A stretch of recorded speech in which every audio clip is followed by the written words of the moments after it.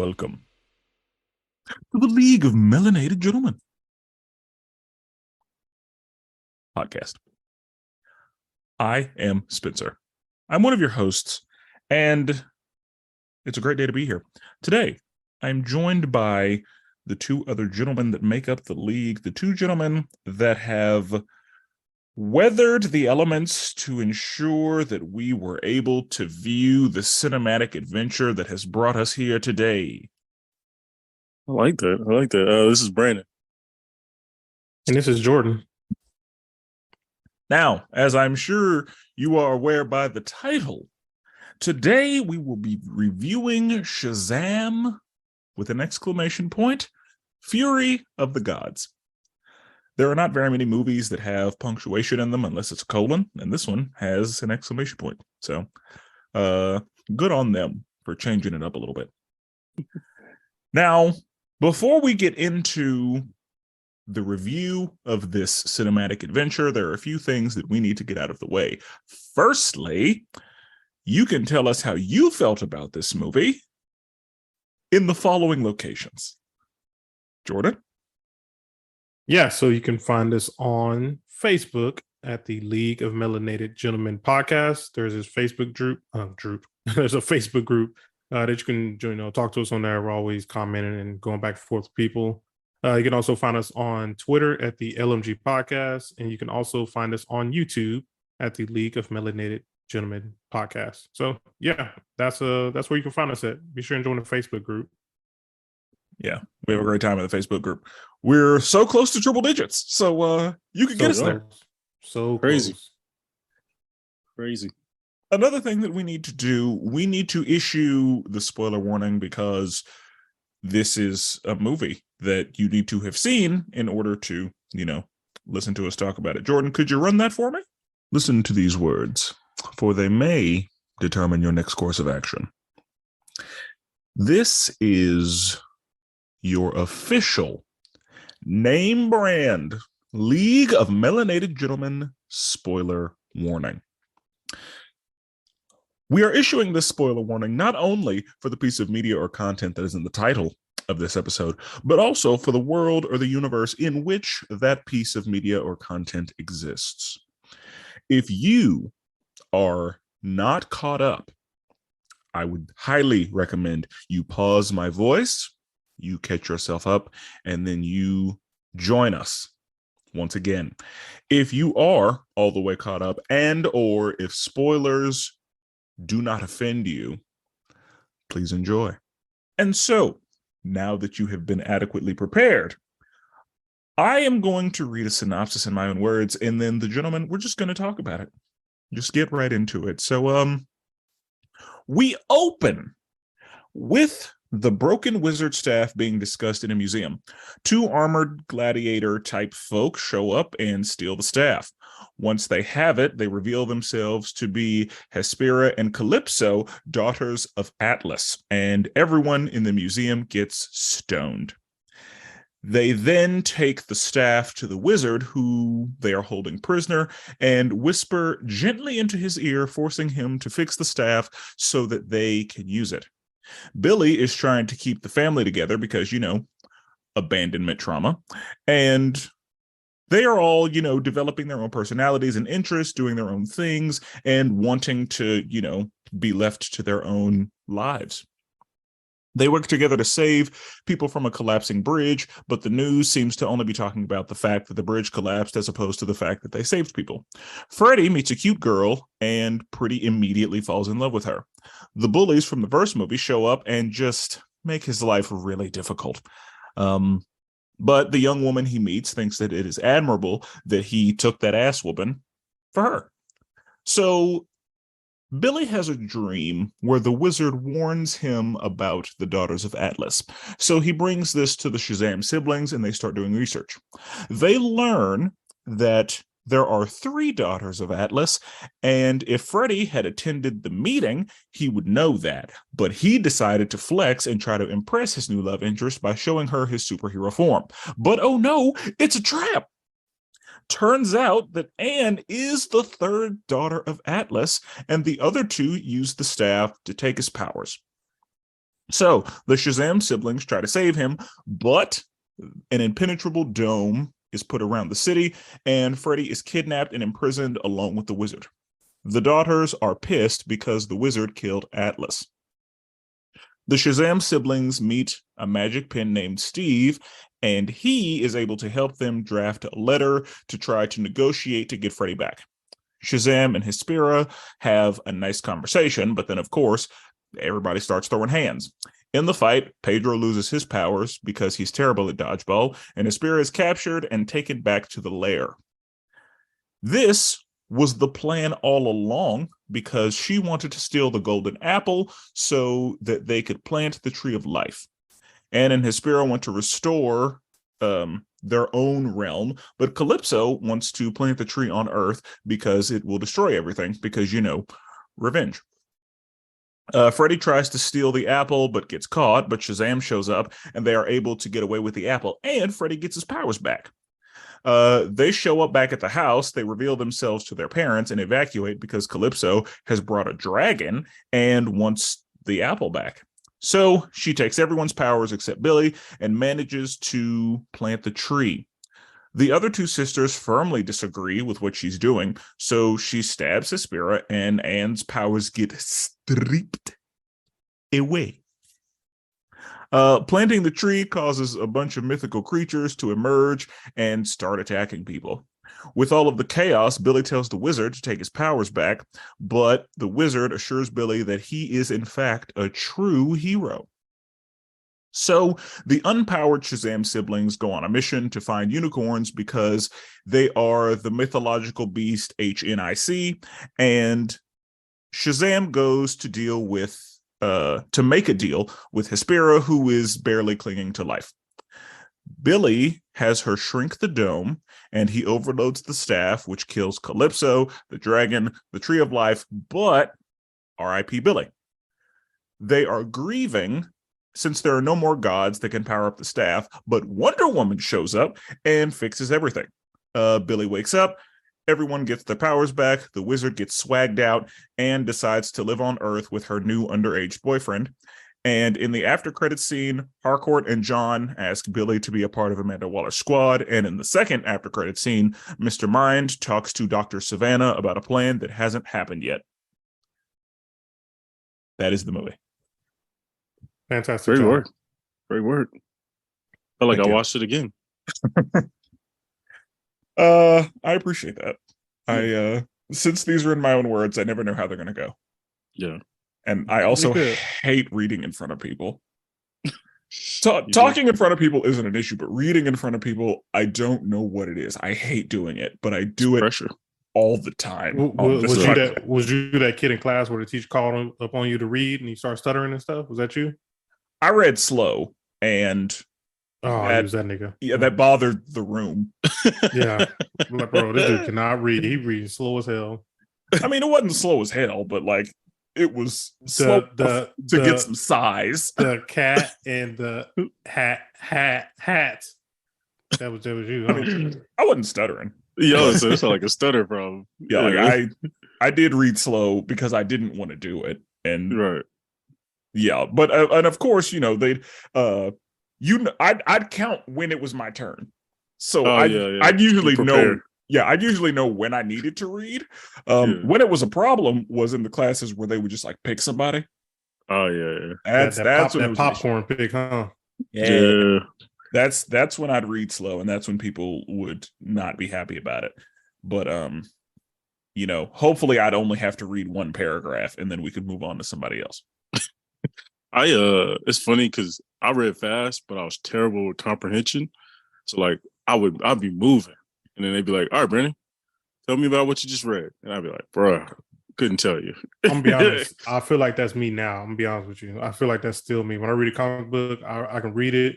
You can ask me about it. I'm like, I don't know what to tell you. Like I remember bits and pieces of it, but I don't know what to tell you.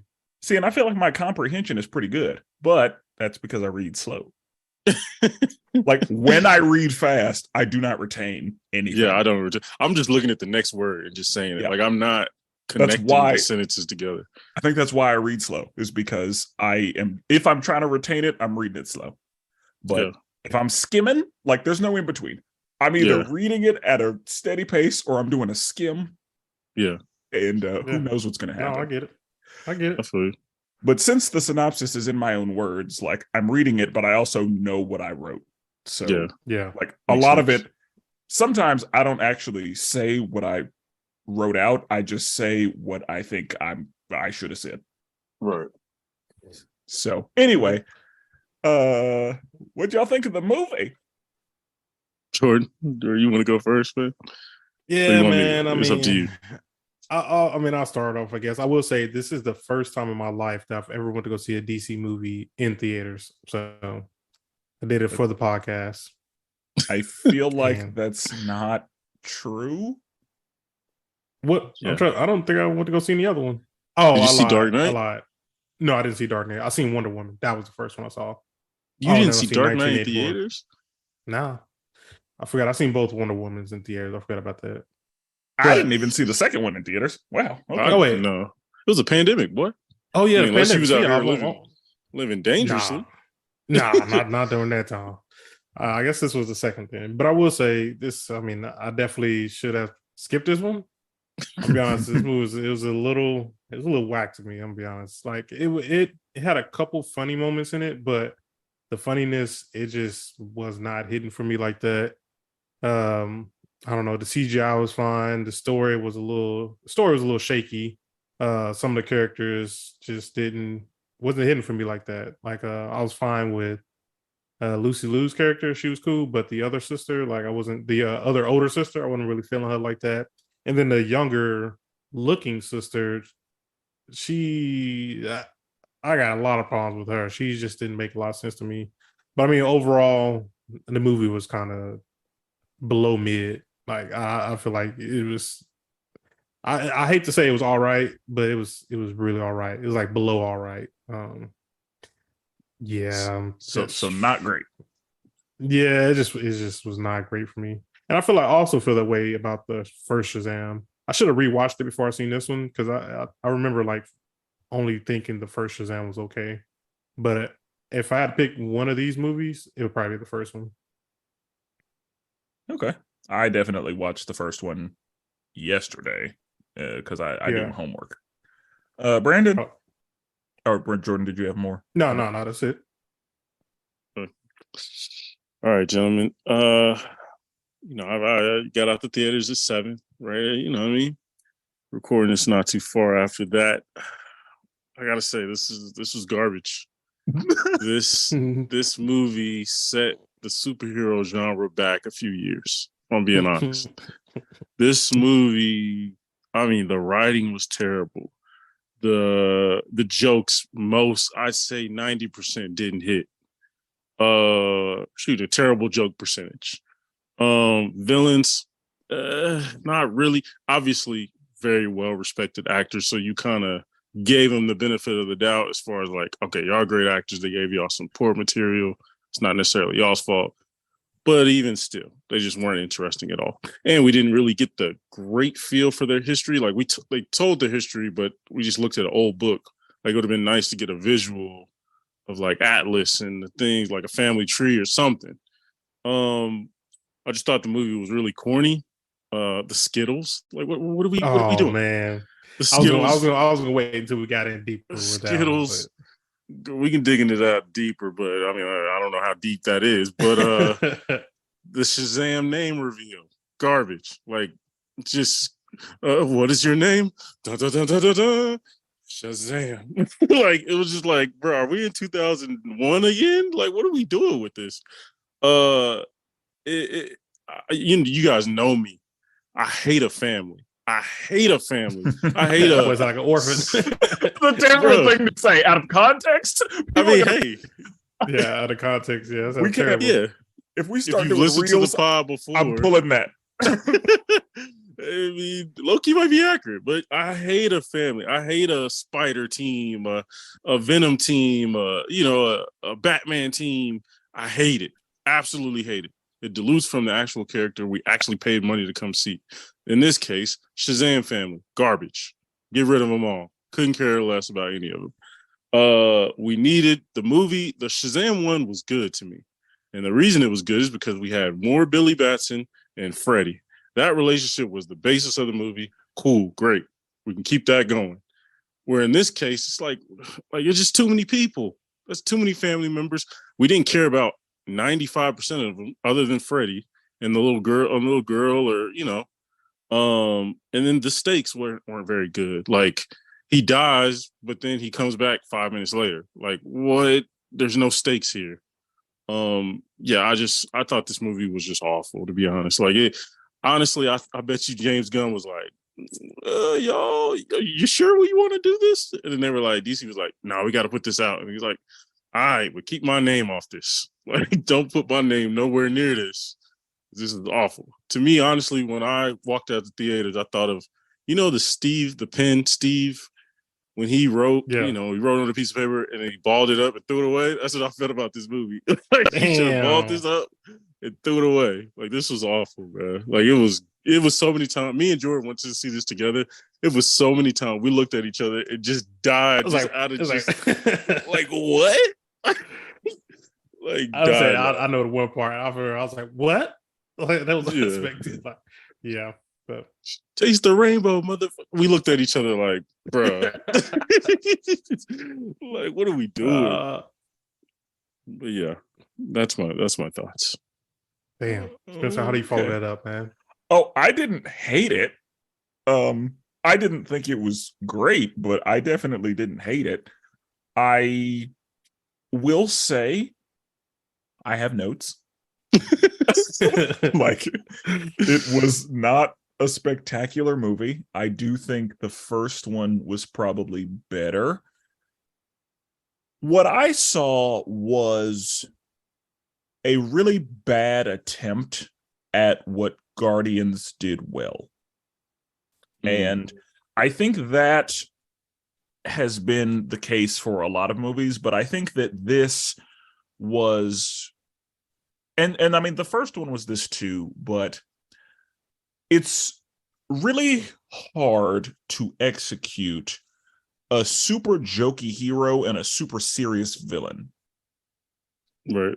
And I feel like that's been the case since Guardians. Like, that's been something that a lot of movies have tried to replicate. We saw it in the first Shazam movie, where, like, super jokey hero, super serious villain. We saw it in Thor: Love and Thunder. We saw it in Ant-Man 3. We see it here.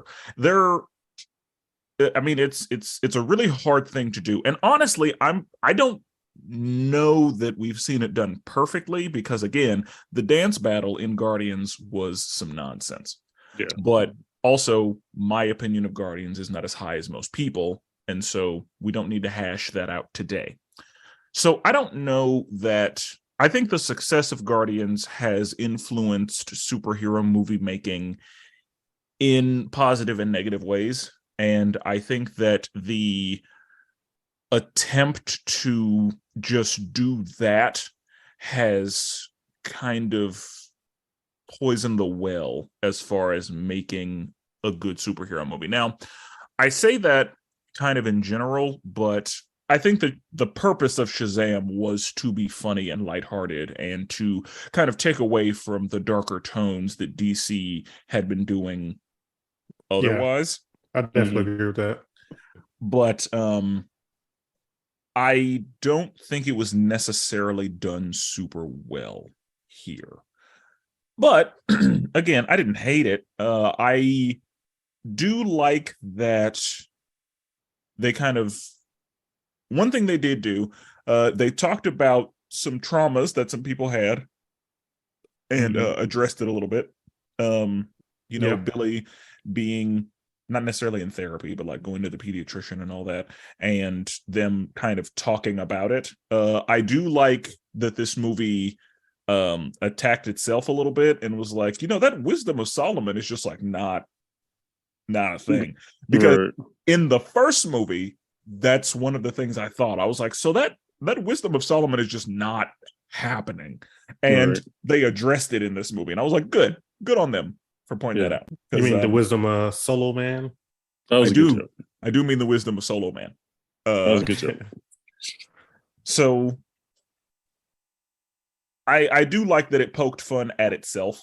And because when I was watching the first movie, like one of the jokes that I really liked that they did in that one was whenever the villain was monologuing and Shazam was like far away and he was like, "What are you saying? Yeah. I can't hear you." Like that was hilarious to me. Yeah. That idea, because that, is a thing. That trope. Yeah. But were you about to? Yeah, I was gonna say. So before we like deep dive into it, let me ask you, both of y'all, what is your score right now before we do a deep dive of it on a scale of 1 to 10, and then at the end of all this, we will see if our scores have changed. So for me, I've been thinking about it for a while. Even as we walked out the theater, I was still thinking about it. Thought about it in the car. For me, it's probably like a 4.5. What about y'all? What y'all thinking? Yeah. 3.5, 4. 6. Ooh, it's pretty high. But okay, opinion is opinion. Okay, so y'all ready to get into it? I guess go into the meat of the movie. Should we start at the beginning? Yeah, we can do that. Because Okay. I gave kind of a general overview of my thoughts. We will not do any teaching moments for this movie because A, not really worth it, but B, I don't know that there was anybody really to do a teaching moment on. I will say, as far as the villains go, I don't know their comic book history, if there even is one. I will talk very briefly about what I know as far as Greek mythology goes, but Greek mythology is a fucking mess. Right. And there are multiple accounts for things. So I will, again, I'll talk about kind of what I know, but I'm not going to do any like deep diving because I'm not a Greek mythology historian by any means. I just know some stuff here and there. So I knew who Atlas was, but I didn't realize he had daughters. Like I know the whole Atlas story, but I know he had daughters. Atlas had mostly daughters. And what I will say is the thing about Atlas and his daughters is, for the most part, there's like one story where they are Atlas's daughters, and then there's another story where they're not. So it's like, who is the father of these people? Atlas or this person? Like, Yeah. so, and that's kind of what I know about two of these. I don't know with Hespera. I think that her name was just pulled from like a group. So like, how like with the Muses, they all had names, but there were just a bunch of them. Yeah. I think that Hespera was a nymph and there were just a bunch of them. Like, but Gotcha. I don't know which one like she was.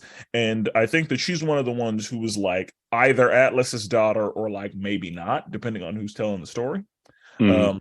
With Calypso, I think it's a similar situation. I think she was a nymph, and I think that she was maybe Atlas's daughter, or like also not. Yeah. And one of the things that I wasn't sure about, because I thought that Atlas was one of the 12 Titans, and with that being the case, whenever Hespera said her uncle Hades, I was confused because I was like, Hades should not be your uncle. Hades should be your cousin. But if Atlas isn't one of the 12, then that would put him on the same generational line as Zeus, which would then make Hades. I'm pretty sure he's not one of the original 12. Yeah, and I think that's the case now. But I think I was under the impression that because Atlas and Prometheus were both referred to as Titans, that they were in that 12. But I don't think they are. But also they're not in the 12, but I think that in some stories, Atlas is the daughter or is the son of Gaia, which would make him on that line. And in some stories, he's not. So I think generally he's not, because I don't think he and Prometheus are a part of the 12, but No. Regardless, Hades is not their uncle.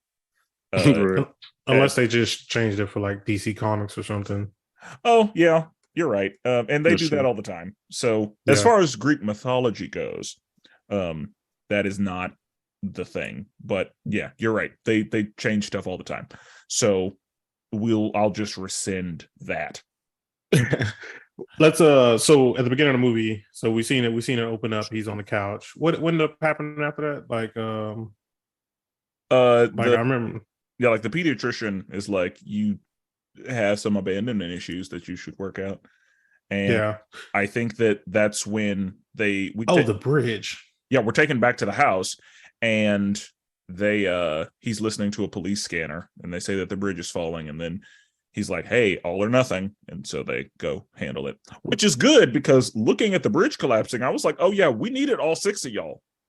Yeah, Yeah. my thing is with the bridge, and this is just such a nitpick, but if I'm on the bridge and I see shit falling, I don't think I'm gonna stay in my car. I think I'm gonna take off running. There's a lot of people who just like chilling in the car, like looking. I'm like, do y'all not see what's going on? Like, can y'all not turn around and try to run? I'm like, what in the world? Some people, and this movie addresses it a little bit, but some people freeze in fear. Like Yeah. if when they're stricken by fear, they freeze, they don't move. And I think that we often see that in stuff because it's a real thing that happens, but also it creates somebody to save, and it creates, Yeah. stakes and stuff. So I think that it is a real thing, but I think it's a device that movies use all the time, because I think the same thing. Like if I see a car, like if I'm in the street and I see a car coming toward me, I'm going to do my best to avoid the car. I'm not going to just scream and freeze and like just watch the car hit me. I'm Right. gonna fucking move. I'm gonna tell you, at one point I knew the movie was about to be corny. Is because that first part we're on the bridge and I'm holding out for a hero is playing, and then he's like, "Oh wow, I saved you to this song. I can't believe it." At that point, I was like, "Yeah, we in for a ride right now." I got the corny vibes when they did their first transformation. I was like, this is when they all walked out and yeah, they all walked out like Power Rangers, dun, dun, dun, dun, dun, dun, and then they all lined up. Shazam! And I was just like, okay, like we couldn't have did this in a more creative way. Like you just got these, just all of them walk down the line. You ready? You ready? All right, let's go. Shazam! It was just like, God, we could have did this in a more thoughtful way. Like I thought that I just attributed that to the fact that they're children. True. To me, that was this is good for the trailer type thing. Like not necessarily the movie, but if we throw that in a trailer, they're all like, "Oh snap! Look at them all together!" And then, but like in the movie, it's like we couldn't. They say it, we don't see them, or some. They've done it before with him, but it's just like there's so many creative ways they've done the Shazam thing, and we just walk out like Power Rangers, like we got our morphing stance. It's just like, all right, man. That's when I was like, okay, the effort here, it doesn't seem great. And the dad was like, "Yeah, all the lightning just keeps hitting the house," and they're just looking around like, "Oh, that's us." Like, yeah, I'm just like, bro, it's a rough time right now. Rough time. but yeah, the bridge scene was cool as far as like the action, and I thought we talked about it a little bit, but like CGI overall, the pros to me were the CGI, the like effects of like they've done a really good. DC in general has done a good job of like making you feel like someone can fly and make you feel like the speed of flying and things like that, making it look as realistic as it can. I guess they did a good job with that. Even the effects of the dragon was really good. Yeah, I had no problem with the dragon. I had no problem with any of the effects actually. Like, any visually, it was a very good looking movie. I think they do super speed well, and I'm glad that it actually gets incorporated. And also, old girl with the Doctor Strange powers, that was the wild. one that made the world like shift around. Yeah, that was pretty cool. Yeah, that was nice. But I also, so when that happened, she shifted the buildings around. In my head, I kept thinking, do the people inside the buildings feel this? Yeah, I did wonder if it was a visual thing. Is that more like in Doctor Strange? Like it happened in your brain? Yeah, it's more of a inside of the realm. They switch things, but people are just walking normal life if you're not, No, I think it's actually happening because he ran into a building when she was shifting them, and whenever she like shifted them to save herself, and she ended up somewhere else. Yeah, and so I think it's actually happening. Do you know? I would probably like kill myself. Do you know how dizzy you would be if you was inside those buildings at the time she did that? Bro, you know how many people would be murdered if they were just walking down the street and just this tower just whoom, just takes them off the map? Yeah, I thought about that. I was like, whoa, what about the people on the inside? Like, they are looking like some crazy And let me say this about that. I have noticed with DC movies in general, there is a lot of collateral damage. Oh, yeah. Like, there is so much collateral damage. It's stupid. Bro. I know thousands of people died on that bridge, probably hundreds. I mean, not thousands, and hundreds of people died on that bridge. Well, and they were, I think that the Shazam siblings were able to save most of the individuals because they were, super speeding them off the bridge. But they said only 100 and what, 26, 62, something like that. That like a lot more cars on there, I'm gonna be honest. But like all them people in the museum, dead bodies. Stoned. Oh, yeah. Yeah. The way they did that teacher, I was like, oh, I thought somebody was gonna save him. I want to talk about the teacher because A, I love that guy, but B, one thing that DC does very well is utilizing actors in multiple things. Mm-hmm. So where we know him from is the voice of Batman in Batman the Brave and the Bold and also in Harley Quinn. Okay. So for some people, he is the voice of Batman. For a much younger generation, of course, because Batman Brave and the Bold is 2008, and Harley Quinn is running right now. So for some people, like, he is Batman, because if the Brave and the Bold is what you knew and what you grew up on, then that's him. And DC does a very good job of using people in stuff. And one thing I thought was funny was the whole, like, because in the first movie, Superman walks in, but we don't see his face. Like, they Wizard Kelly him. Yeah. And they Wizard Kelly'd Diana as well. That was funny. That was hilarious. But because we were sitting here saying, like, oh yeah, we're never gonna see her face. Like, that's not her. But at the end, they were like, gotcha. Yeah. Because I thought that was definitely funny. I thought they were gonna Wizard Kelly her again whenever she showed up. But same no, like I was like, oh, it's Gal. All right. Yeah, bro. That was funny. But like, that dude was just talking. I really legit didn't think it was gonna be her because I had no idea she was in this movie. And when he's just in there talking to her and then like the camera pans up, you just see his head on her body. That was hilarious. Yeah. That was fun. Yeah, that was well done.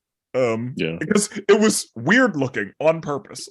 No, like it looked like it was a dream. Like it looked like a literal dream. Like so that was executed well. Yeah, I enjoyed Freddy and his relationship. Like the Freddy scenes I enjoyed. And let me just say, those bullies are the fucking worst. Bro, they dotted him straight in his head, bro. Like headshot.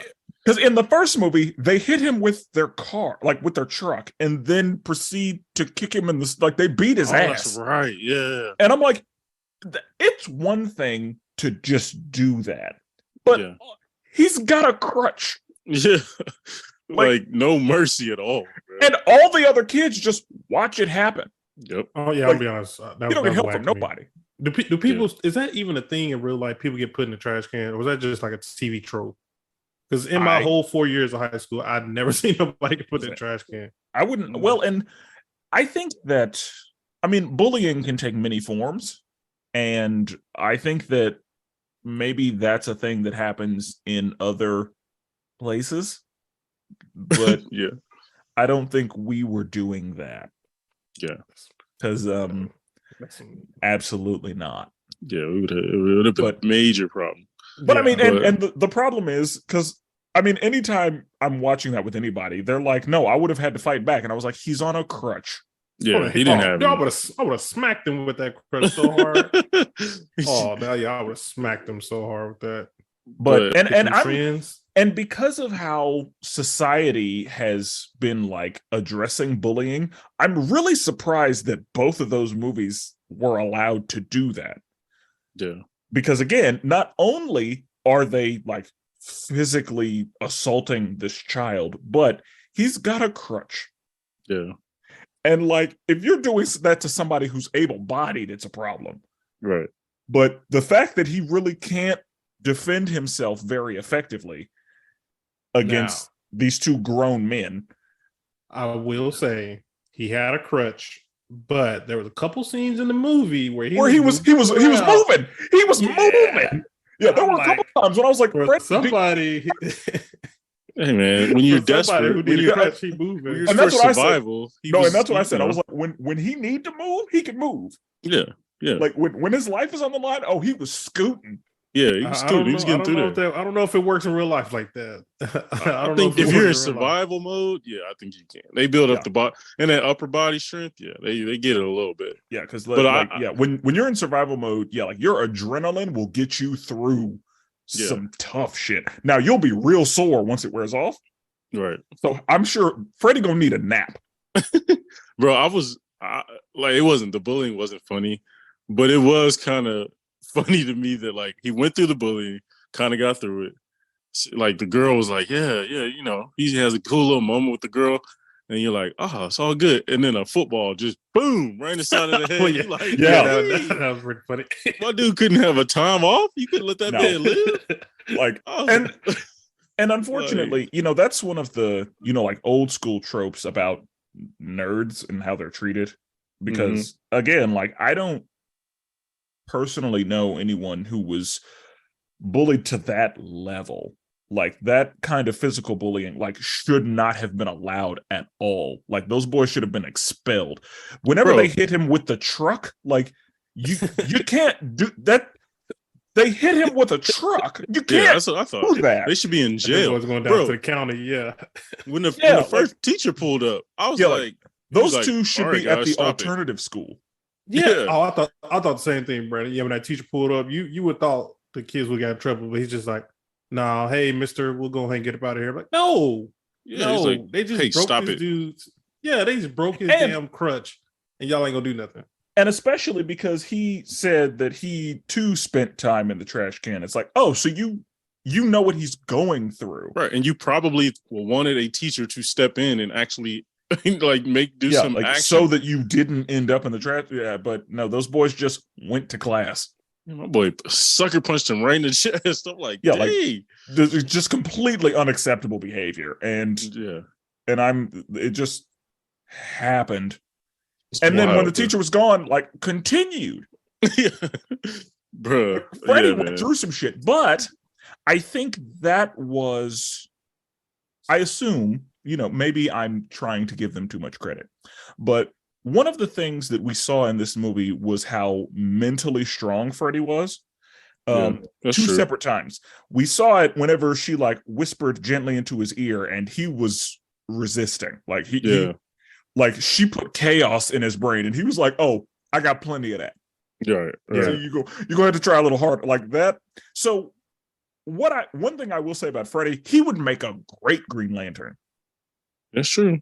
Because the willpower that boy has and the like mental strength that he demonstrated in this movie, no fear, was incredible. Like because the second part with the dragon. Yeah, with the that dragon, was a cool moment. They said that dragon causes people to freeze in fear, and he walks through that shit to protect his lady. Yeah, that was a cool moment.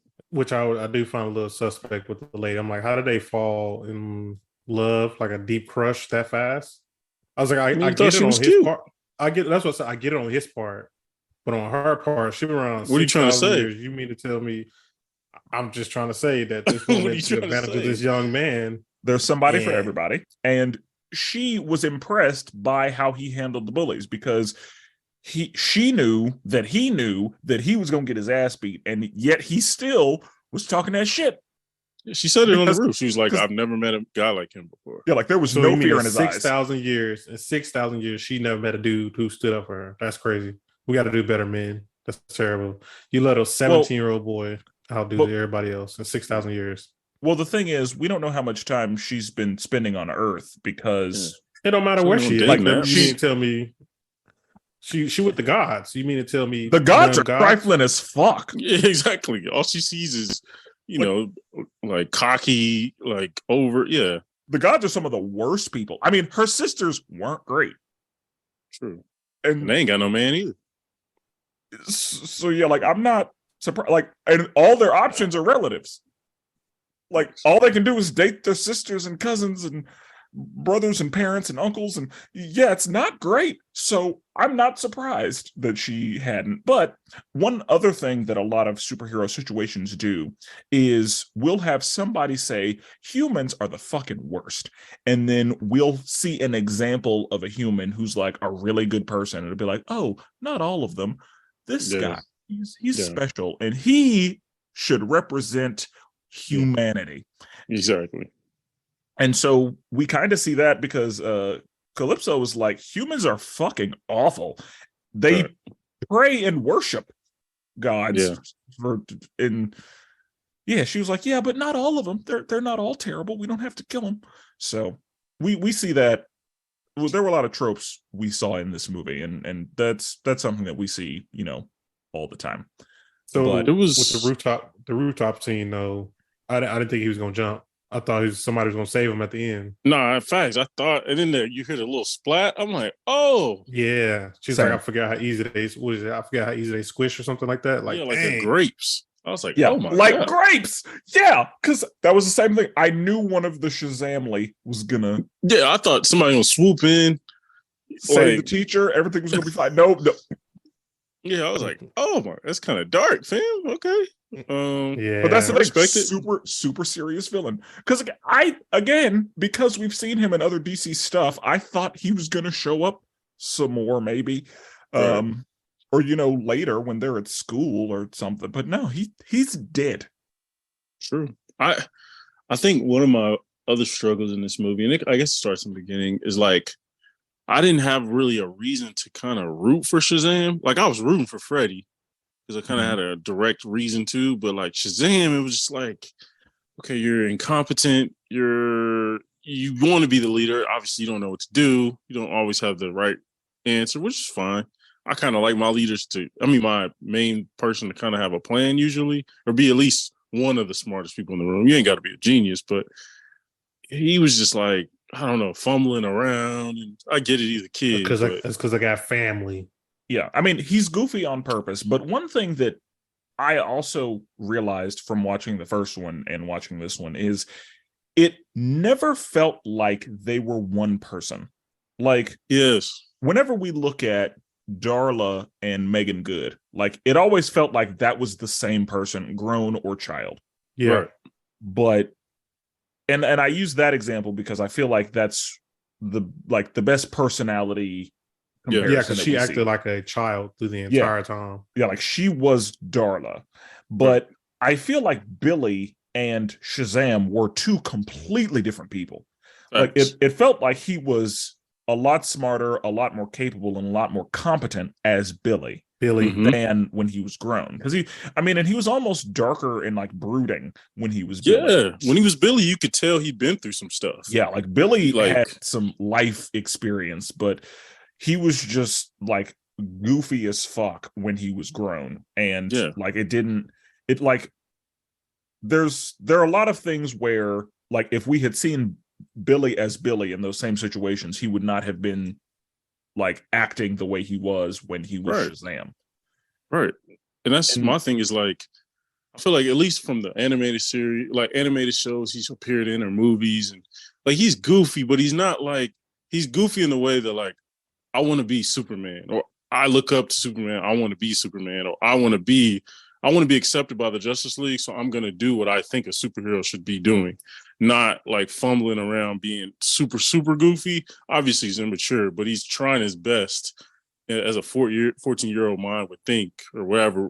I think he's 17 now, but he would think to be the best superhero he could be. It's just, you're right, though. Like, and that's why, the actor that played Billy Batson, I'm a fan of his, so I was always like, can we get more of him? Like, I feel like the movie would build it better if we got more of him trying to figure this whole thing out as Billy Batson, rather than Zachary Eli as Shazam trying to figure this whole thing out. I don't know. It just didn't feel, again, stakes. I was just like, well, why don't you just figure it out with your powers? Yeah, and I mean, I'm guessing that the reason he was, grown and incompetent was like for the sake of the movie. Because if he was Billy, like he probably would have been making relatively sound decisions. Because again, those were two different people. Right. I just feel like if we would have had a movie where maybe Shazam loses his powers maybe early, like they hit him with the staff or whatever early, and then he has to figure this whole thing out without relying on his powers and being Billy, while the other family maybe still has their powers, and he has to like work with them trying to figure it out. I think that would have been more But entertaining. then I wonder if we would got a situation like Iron Man 3 where, Tony Stark didn't have a suit the whole time and people were mad about that. True. That's true. Yeah, because people came to see this movie for Zachary at the end of the day. Like, he's the one on the cover. So it's true. But I feel like if that was the case, we shouldn't have 15 other Shazams walking around. Agreed. Well, you particularly have an issue with that. So, I mean, it makes sense that that's why Brandon doesn't watch the Fast and Furious movies, man. He don't like family. He hates family. He said it. Y'all are taking this out of context. In context, I hate replicas. This is why I usually don't dislike the second generation superheroes or third generation superheroes, because they're just copy and paste. It's just copy and paste, add a little diversity, copy and paste. And it's just like, okay, why should I root for you if you have the same powers as the other person? See, this is why Brandon also didn't watch The Boys, Spencer. This is that reason. No, that's different. That's a whole different theory. But yeah. Okay. What happened? I was gonna say, what happened after the building? Like, they're on top of the building, he killed himself. Is that when he gets taken away and they go to the labyrinth and all that? Yeah. So after that, the Shazam siblings show up and they fight. Yeah, they fight briefly, and then she lifts the floor.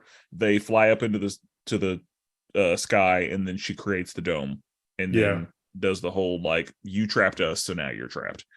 And then I had a problem with when all the families fighting Lucy Liu and the other lady, that I was like, first of all, they look older. I'm like, I know they're not about to do no hand-to-hand combat. So what is this fight scene about to look like? And I'm gonna be honest, the fight was real whack. Like, and I don't know what I was expecting, because I knew that they weren't going to be really fighting these ladies. But I don't know what I was expecting. I was like, yeah, that was kind of low-key. He basically picked her up and slammed her on the ground, and that was really it. Yeah. And Lucy Liu's character took one hit. Lucy Liu's character took one hit. It was gone for a while. I'm like, yeah, it's kind of low-key whack. Yeah. I also wasn't under the impression that the fight choreography was going to be spectacular, because we're dealing with like heavily superpowered people.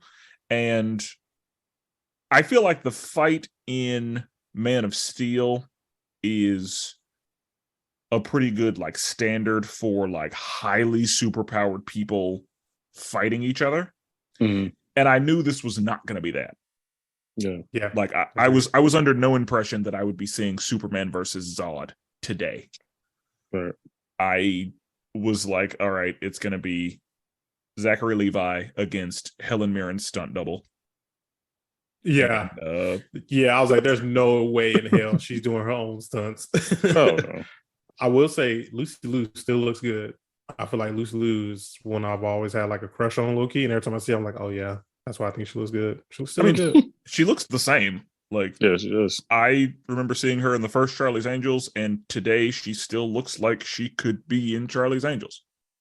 Nice. And that's why she looks good. Yeah, like, she hasn't changed from what I can tell, but I feel like there should have been a lot more. I don't know how they didn't end up taking all the people's powers, because when they first shot the little fat kid, when they first shot him, I'm thinking, how come? Wow. Oh, that's a whole nother thing. I'm gonna get to a little later. That little fat kid reveal. That was Jesus. That was Jesus. What are we doing? I'm just saying. So yeah, when Lucy Liu's character Calypso, when she shot the first one, I'm like, why she just didn't shoot down the line? Like, she go pew pew pew pew. Like, why she just didn't hit all of them instead? She just hit the one shotter. There was a lot of that, because I know that I'm skipping around, but like, whenever she was about to kill her sister and Freddy, like, that dragon was just breathing on them for a really long time. Bro, I was like, let it either pull the trigger or like, get off what the are gun, we, bro. like, what are we doing? Why are you just slowly walking to them and not spitting hot fire? Heavily breathing on them. Yeah, I'm like, let it fly, bro. Like, they should be gone, or like, we're taking too long. What are we doing? Yeah, like, let it fly, my boy. Shoot the shot or get off. Like, and we know that the dragon can do that because whenever she walked up to Helen Mirren and was like, "What have you done?" and the dome was up, she immediately tried to spit at Helen. Yeah. It was like, okay, so the dragon don't need time to wind it up. Like, no, the dragon can just go. Yeah. But okay, I was wondering that also. I was like, okay, what are we waiting so long? I get the purpose of this, but logistically, like, that doesn't make sense. And also, been over real fast. Whenever Shazam grabbed the dragon by the tail, the dragon still could have killed him. Like, that didn't, that didn't stop. Didn't really stop. It was just a minor nuisance to the dragon. That pissed me off. So he's about to do it, and then you hear boom. I'm thinking he like shot through his body, or he. That's what I thought. Yeah, I thought the dragon was wounded. Cut his head off. Did something. He just grabbed his tail. Yeah, I was like, so was wait, the boom your landing? Or? Yeah, I was like, okay, you grab his, like you said, like he still could have caught two bodies, and you would have been looking stupid. Yeah, it's just like, if Shazam is that strong too, how come he couldn't just grab the dragon's tail and like throw it? Or is he not that strong? I'm guessing because it's a magical dragon, it's got some extra shit. I don't know. But also, there's a lot of minor nitpick. I got a minor nitpick only because I really love dragons. The way the dragon flew, it should not have been able to fly. It had a hella holes in his wings, and I think from what we understand, I thought they covered that pretty well. I thought they did a really good job because he didn't like zoom on out. He had to flap, like he had to get them wings going, and then he still was like kind of like he wasn't just gone. It wasn't like House of Dragons, House of Dragons. Like, dude had to flap like he was a duck or something. Like, said like it was duck. I don't know about that one. There's a lot of holes in that dragon's wings. I don't know realistically how it would have been able to take off. It was a magical dragon. That's how. Because one of the things that I wondered was like, if we're talking speed of Mercury, how is the dragon just keeping up with? Oh yeah, he should have outsped it. Because like whenever Mary took the apple and then flew off, the dragon, like Lucy Liu, like took a second to be like, oh, she just ran off with it, and then started chasing him and was right behind her immediately. Yeah. And I was like, no, you would have had to take some time to catch up. I don't think that dragon's that fast. This is the holes of basing things off gods. Because now we're expecting, if you're a god, you're supposed to be top of the top now. Like there ain't no higher than that. But also, one thing that I thought was stupid was whenever they flew out of the house because the dragon appeared, and then they like landed in a parking lot or whatever, and then they saw Lucy Liu with the dragon, they then started running on foot. The fuck are you doing? That's why you all lost your fucking powers. Because you started running on. What are you doing? Like, I thought it was like somebody could have picked up Fred, and somebody could have picked up the black dude. And y'all would have been good. And the parents, y'all would have been good. That was really dumb to me. I thought it was dumb that he also said Shazam in that moment. So the thunder shoots down. So now I know where you are. If I'm your enemy, I know exactly where you are. So I could just pull up wherever the Shazam just went off. And it was just like, okay. And that happened in the first movie too. Like that's how Savannah finds him, because there's a lightning bolt and he's like, oh, over there. Yeah, exactly. That's what I'm saying. Like, come on now. But yeah, I don't know, man. It was a lot of weird parts. What was the last part we were talking about? We were still on the roof. So she creates the dome, and then they take Freddy to the prison with the wizard. That's right. And I also have questions about that. So I guess in superhero movies and in Greek mythology, nobody really dies, but the wizard got Thanos snapped, and then I guess is just in the realm of the gods, but they didn't explain that at all. Back to Earth like everything is cool. They didn't explain that at all. Like they walked up to the cell, and I was like, "Wait, what? Like, Yeah, why is he here?" Because that's what, and they in the movie they were like, "I watched him turn to ash. He Yes. shouldn't be here." And they didn't explain. They addressed it, but not really. No, like they walked up to that cell, like we all knew who was in there. He pulled up. I was like, "Wait, I thought he was dead. Like I don't understand." And like they just kept rolling. Oh, pull your hands out. We're gonna put the staff together. I'm like, are we just gonna skip over why this man is alive? Like that didn't make sense. Reincarnation, I guess. Yeah, they kind of explained, like Spenser said, they kind of explained it later on, but it was just, I don't know. It was weak. A lot of, again, bad. This movie had a ton of bad writing. I don't even want to, and I'm skipping, but Avengers Society, whoever wrote that, should be fired on the spot. I would have been like, get out. Get out. They thought that was fire, bitch, the door. Yeah. I was telling Jordan. I was telling Jordan, you know, whoever wrote that was like, "Ooh, Avengers Society. I got one with that one." Like, yeah, I'm sure they were like, "Oh, I'm gonna hurt him with this one." Yeah, ooh, we're gonna really dig it, Marvel, on this one. Like, what? That was the dumbest joke of the entire movie. I was like, and it has a lot of dumb jokes in here. There were a lot, but yeah, that one. There were a lot of bad ones. I will admit that there were a lot of them. I was able to just kind of like get past a lot of the jokes that didn't hit for me. Cringy, real cringy. I was like, this may have been marketed for a younger audience, perhaps, but also there were really dark moments, like when the teacher walked off the roof. Right, that's what I'm saying. Like, yeah, man, it was just I guess that's my biggest problem. The writing, even the comedic writing, it was like, these aren't even like funny in really any scale, I don't think. Like, even if I walked in there and was just like, whatever, who cares? It wasn't necessarily funny. Like, Taste the Rainbow, that wasn't funny to me. That one. That was whack. I called that one. Like, I leaned to my friend next to me and I was like, "Taste the Rainbow." And then she said it and I was like, "Yep, told you." Twice. That was awful. That was bad, bro. Like, that's not funny in any scenario. And then my what moment was when, what did everybody else say? When they explain to their parents like who they are, and then the dude's like, "I'm gay," and then out of nowhere I was just like, "What?" Like, yeah, they was like, "What?" Like, I forgot the scenario, but I remember they basically said, "I'm a superhero." Guys, they said, "Guys, there's no need to keep this a secret anymore," or something. And everybody and everybody was like, "I'm a superhero," and then like they were all like, "We're the heroes." And I knew that he was because they hinted at it. Yeah, they did. And it was such a random thing for them to throw in, though. Inclusion. I mean, or whatever. Yeah, I know that's what. But it was just so random, just for they just made to do that. But I mean, and they were showing like, yeah, we know, and it's fine. Like, was there any hints in the first one?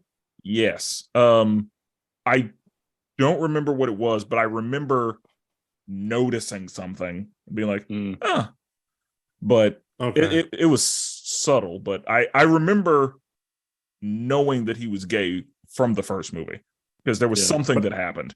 But I don't know. I was like, I guess in that moment he just felt like he had to say that. I was like, that. I mean, but that's the thing. Like they said, guys, no more secrets. Like, let's just go ahead and be out with it. And so, and it was supposed to be funny. Yeah. Yeah. And I mean, he said, because remember they were in a meeting earlier in the movie. He was like, "Hey, I got to go watch the Mets game." I guess he's obviously, attracted to somebody on the Mets team or whatever.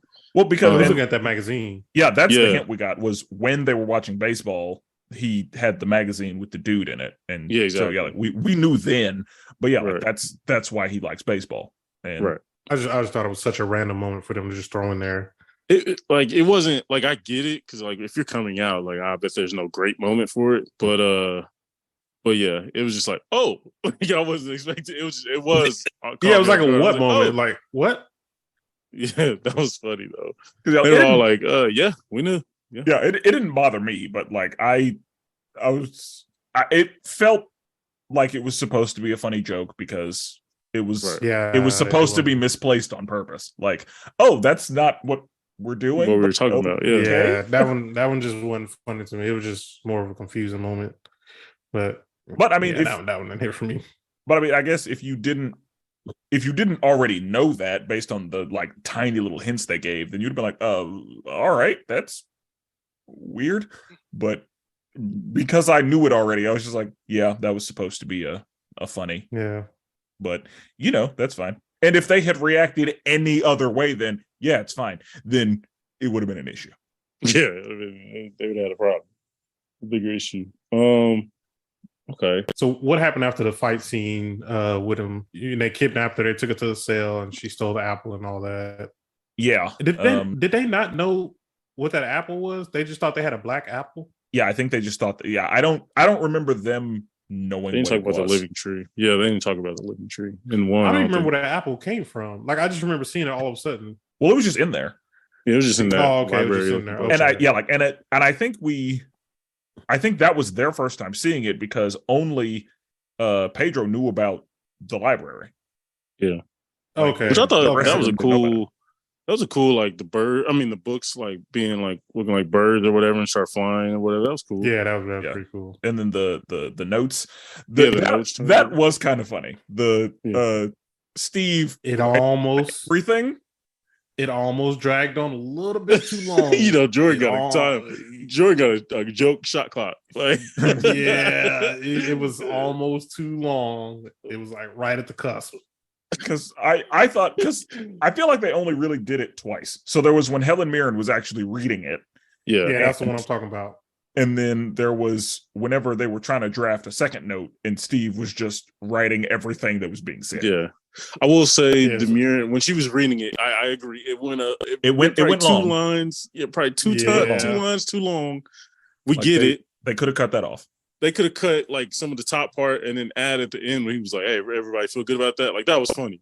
Yeah, but the fact that it lasted so long, like it lasted so long, it was like, okay, the joke ain't gonna hit as much. But no, I agree though. Like that part was funny. Even like you said when he was talking about it in the end when he was in the chair. Yeah, it was good. But I agree. Like it definitely lingered a little bit too long. But like you said, that whole feature of like the note turning into a bird and flying, that was cool. And then the fact that Fred was like, yeah, your knees crack too much when you do it, as he proceeds to walk with a crutch that I know is making a loud banging noise every time he moves. I'm like, come on now. I think that the creaky knees was for the old folks. I did think that was funny. Because that was funny. He said your knees creak every time you move, and then see, yeah. But then as he proceeds to go on with his metal leg trying to be James Bond, I'm like, come on now, I know you're getting caught. Yeah, that was funny. Yeah, because I mean, in order to move fast, he would have to be loud. But True. Also, I guess Freddie, because again, there were a couple times where Freddie was just kind of like walking. Yeah. When he fell down there in the pit with the dragon, he didn't have his crutch the entire time, just walking. Yeah, he was. Well, he got up on the little rock. He got on the little rock. But then he stood up when the dragon came, and he was kind of moving around. I think he can stand, but he can't. I'm not clear as to what Freddie's situation is. Right, that's true. He might got a little. What's that? Is it MS? Multiple sclerosis? Maybe. I mean, I'm sure we could find out somewhere, but like, I don't care enough to go find out. But Freddie got something that makes walking difficult sometimes. Yeah, you got that sometimes excuse, huh? Yeah, because he can walk without his crutch. I guess his crutch just makes it easier because he's only got one crutch. Right. But there were some times that boy was moving. Yeah. Because I noticed like when he hunched over a little bit more, he could go. Yeah. Like when he put his back into it, oh yeah. I will say Megan Good kind of got annoying. Oh, I don't think so. I think that was good. I think she kind of got annoying to me. Well, she was appropriate, I think. Like I think acted. I think the reason you were annoyed is because you were watching Megan Good play a mental 11-year-old or however that baby is. Yeah. So it makes sense that you were like, all right, enough of that. Yeah, like when she waved at the lady, like she was coming at him. When she kidnapped those cats? Yeah. Like she was like, oh, kitties. And then just left with them. Like, oh, Oh, Yeah, I'm like, that's come what we're on doing. Okay. now. Come on now. But I really, overall, I don't know. I was gonna say I like the parents. Yeah, I did like the parents. The mom looked good too. I knew it. I already knew. All I right, knew I that's already- where that was yeah, going. yeah, That's not I even. already Yeah. knew. As soon as you said Yeah. parents, I was like, well, there we go.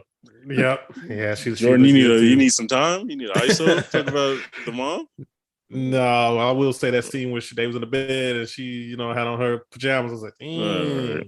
Okay. I mean, like My- we knew smacking what. that, huh?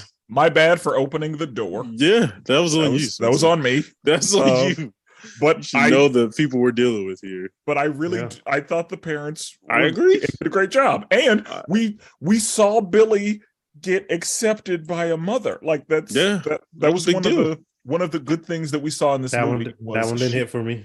I don't know. It didn't feel believable. Jesus, right. Jordan. I will say, like you're going far. That was a solid moment.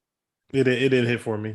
Because in the first movie, and maybe it's because you didn't rewatch the first movie, but in the first movie, like his mom said, "Yeah, I saw you," and made it. It's just not a good time for me. Like I made a decision to abandon you. Yeah. And then for this woman to say, "I don't want to see Shazam. I need to see Bill. Before you go, I need to see my son." He saw his mom in the first one. Yeah, in the first movie, he went to see her because the one of his brothers finds his mother because evidently she changed back to her maiden name and the police didn't think to do that. But yeah, the Asian kid finds his mom and then he goes to see her and she's like, "Wow, it's really you. You look like you're doing all right."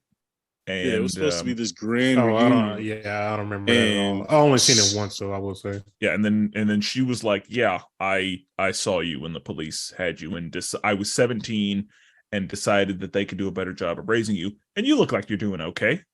Yeah, I don't remember it at all. For some reason, I thought he was abandoned as a baby, so I didn't think about it at all. No, I don't remember that part at all.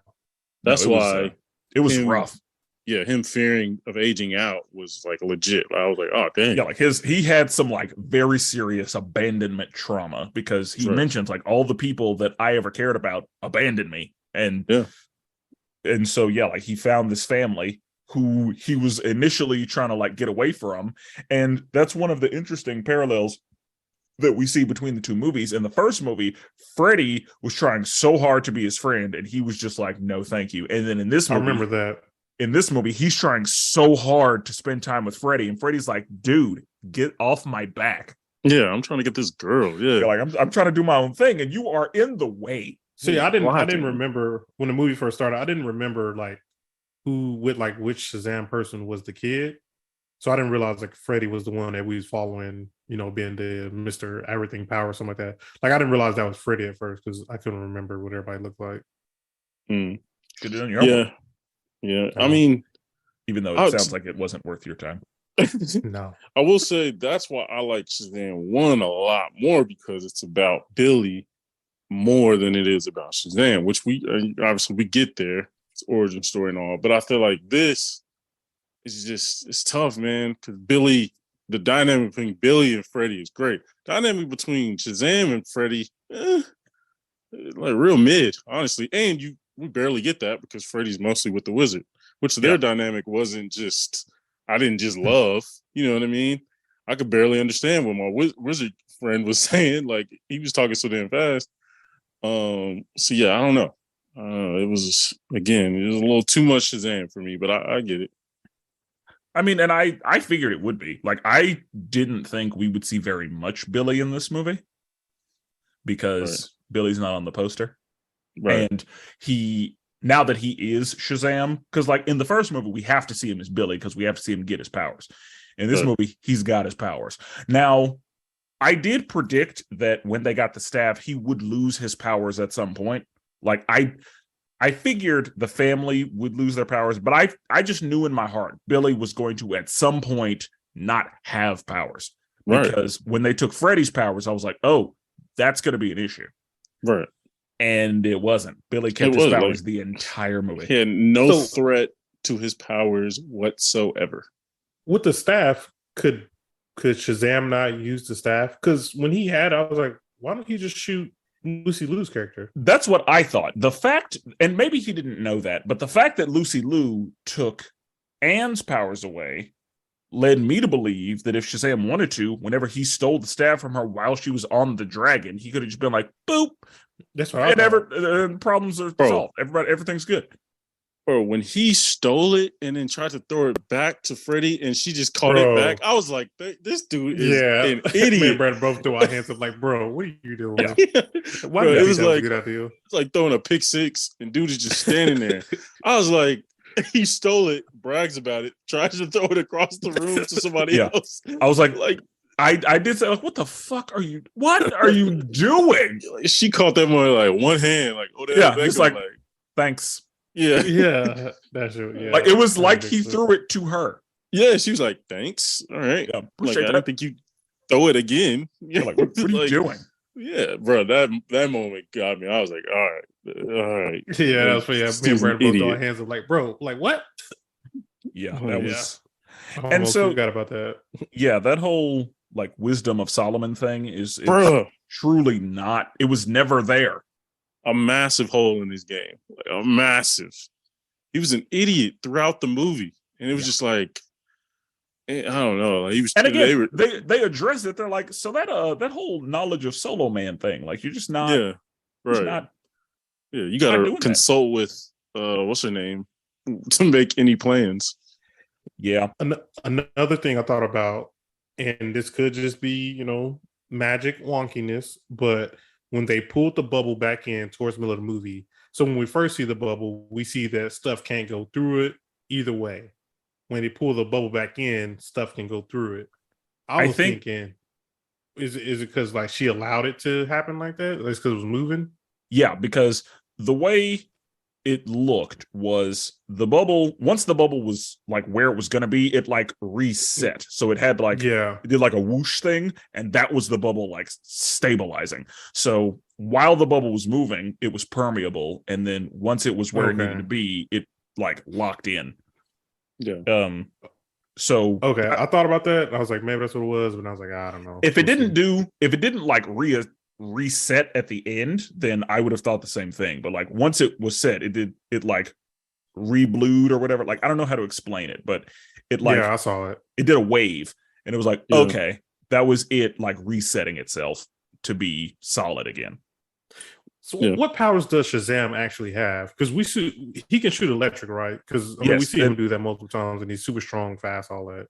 So the letters in his name are for Solomon, which just is the biblical Solomon. So that should give him wisdom and the ability to figure things out and discern and just know shit.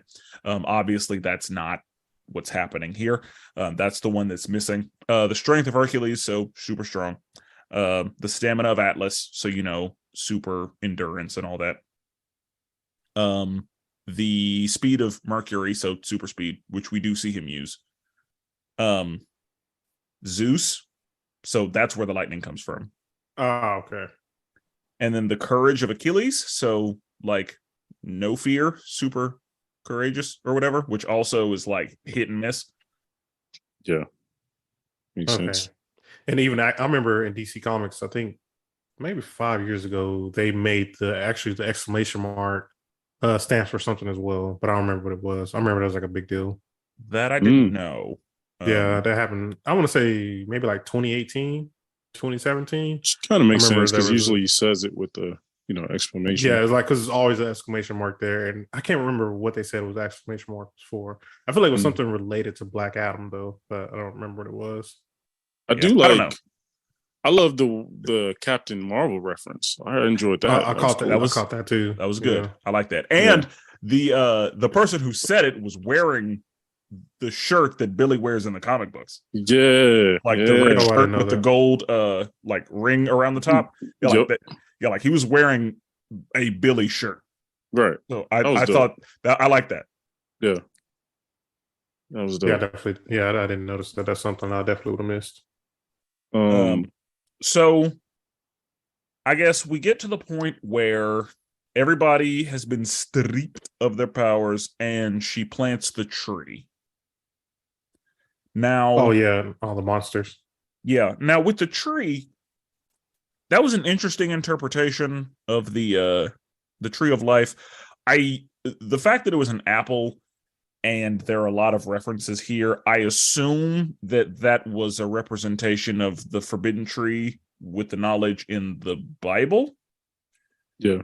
Because it seems like everybody has a tree of life of some kind.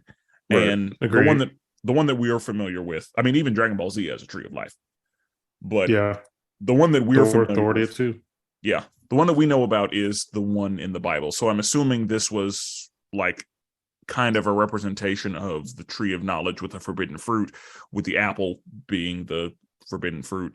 And I wonder if the dragon protecting it is to represent the serpent in the garden. See that? Yeah, I assume that, but I'm not sure. Also, Jordan, as a Godzilla fan, how did you feel about the dragon? like I said, the design wise, I liked everything as far as like the head, and I liked the body. The wings was like the biggest weak point for me. Also, with it being a wood dragon, I think that made it a little bit cooler in my opinion. Like I know Billy mentioned that the whole wood thing didn't make sense, but I think overall it was a really good design, and I like that it did like first of all, it had the firepower, but also it had the power to basically, strike fear in you, which I thought was a pretty good thing. But yeah, overall, I thought the dragon looked good. The dragon also kind of changed sizes to me. I don't know, it's kind of weird because at one point when we first see the dragon, when you see it in the pit, it looks massive. Then when we see it again underneath the bridge, it doesn't look that big. And then once we see it again, or when it busts out the house, it looks massive. But when we see it in the junkyard, and it was like on that van, it didn't look that big. So I don't know, maybe that was just me, but I noticed like the dragon kind of looked like it was changing sizes and all that. I didn't notice that. I thought the same thing, but I only noticed it, I think, like I didn't notice it that many times. I think that I only noticed it like from whenever, like it looked like it was a different size from the rest of the movie, and whenever like Lucy Liu was chasing people in the air. Like those were the times when to me it looked like it may have been a different size. Like whenever the dragon was on the ground like looking at people, and whenever the dragon was like flying around trying to follow people. But I attributed that to perspective. Yeah. Oh yes. I noticed it real heavy once they was in the junkyard, because in my mind I would be like, okay, this is a massive dragon. So when they were in the junkyard, they would have been able to see it kind of come up on them before it actually landed on that car or whatever it was. And then when they actually landed on the car, I was like, it doesn't seem all that big. But like I said, when you see it in the pit, it looks massive. Yeah, and the fact that Lucy Liu was riding it the entire time means that it should not have changed sizes. Right. Yeah. Because she should have been the same size on it the entire time. But yeah, the only time I noticed it was not the same size is when it was in the air versus when it wasn't. Yeah. And I like the Khaleesi reference. I was literally about to say that. Yeah, they got a little Game of Thrones reference right there called a Khaleesi. Yeah. But you can do that when you're Warner Brothers and HBO, huh? Because I noticed, did y'all notice all the other Warner Brothers stuff in there? They had a giant, the Iron Giant. Is Iron Giant?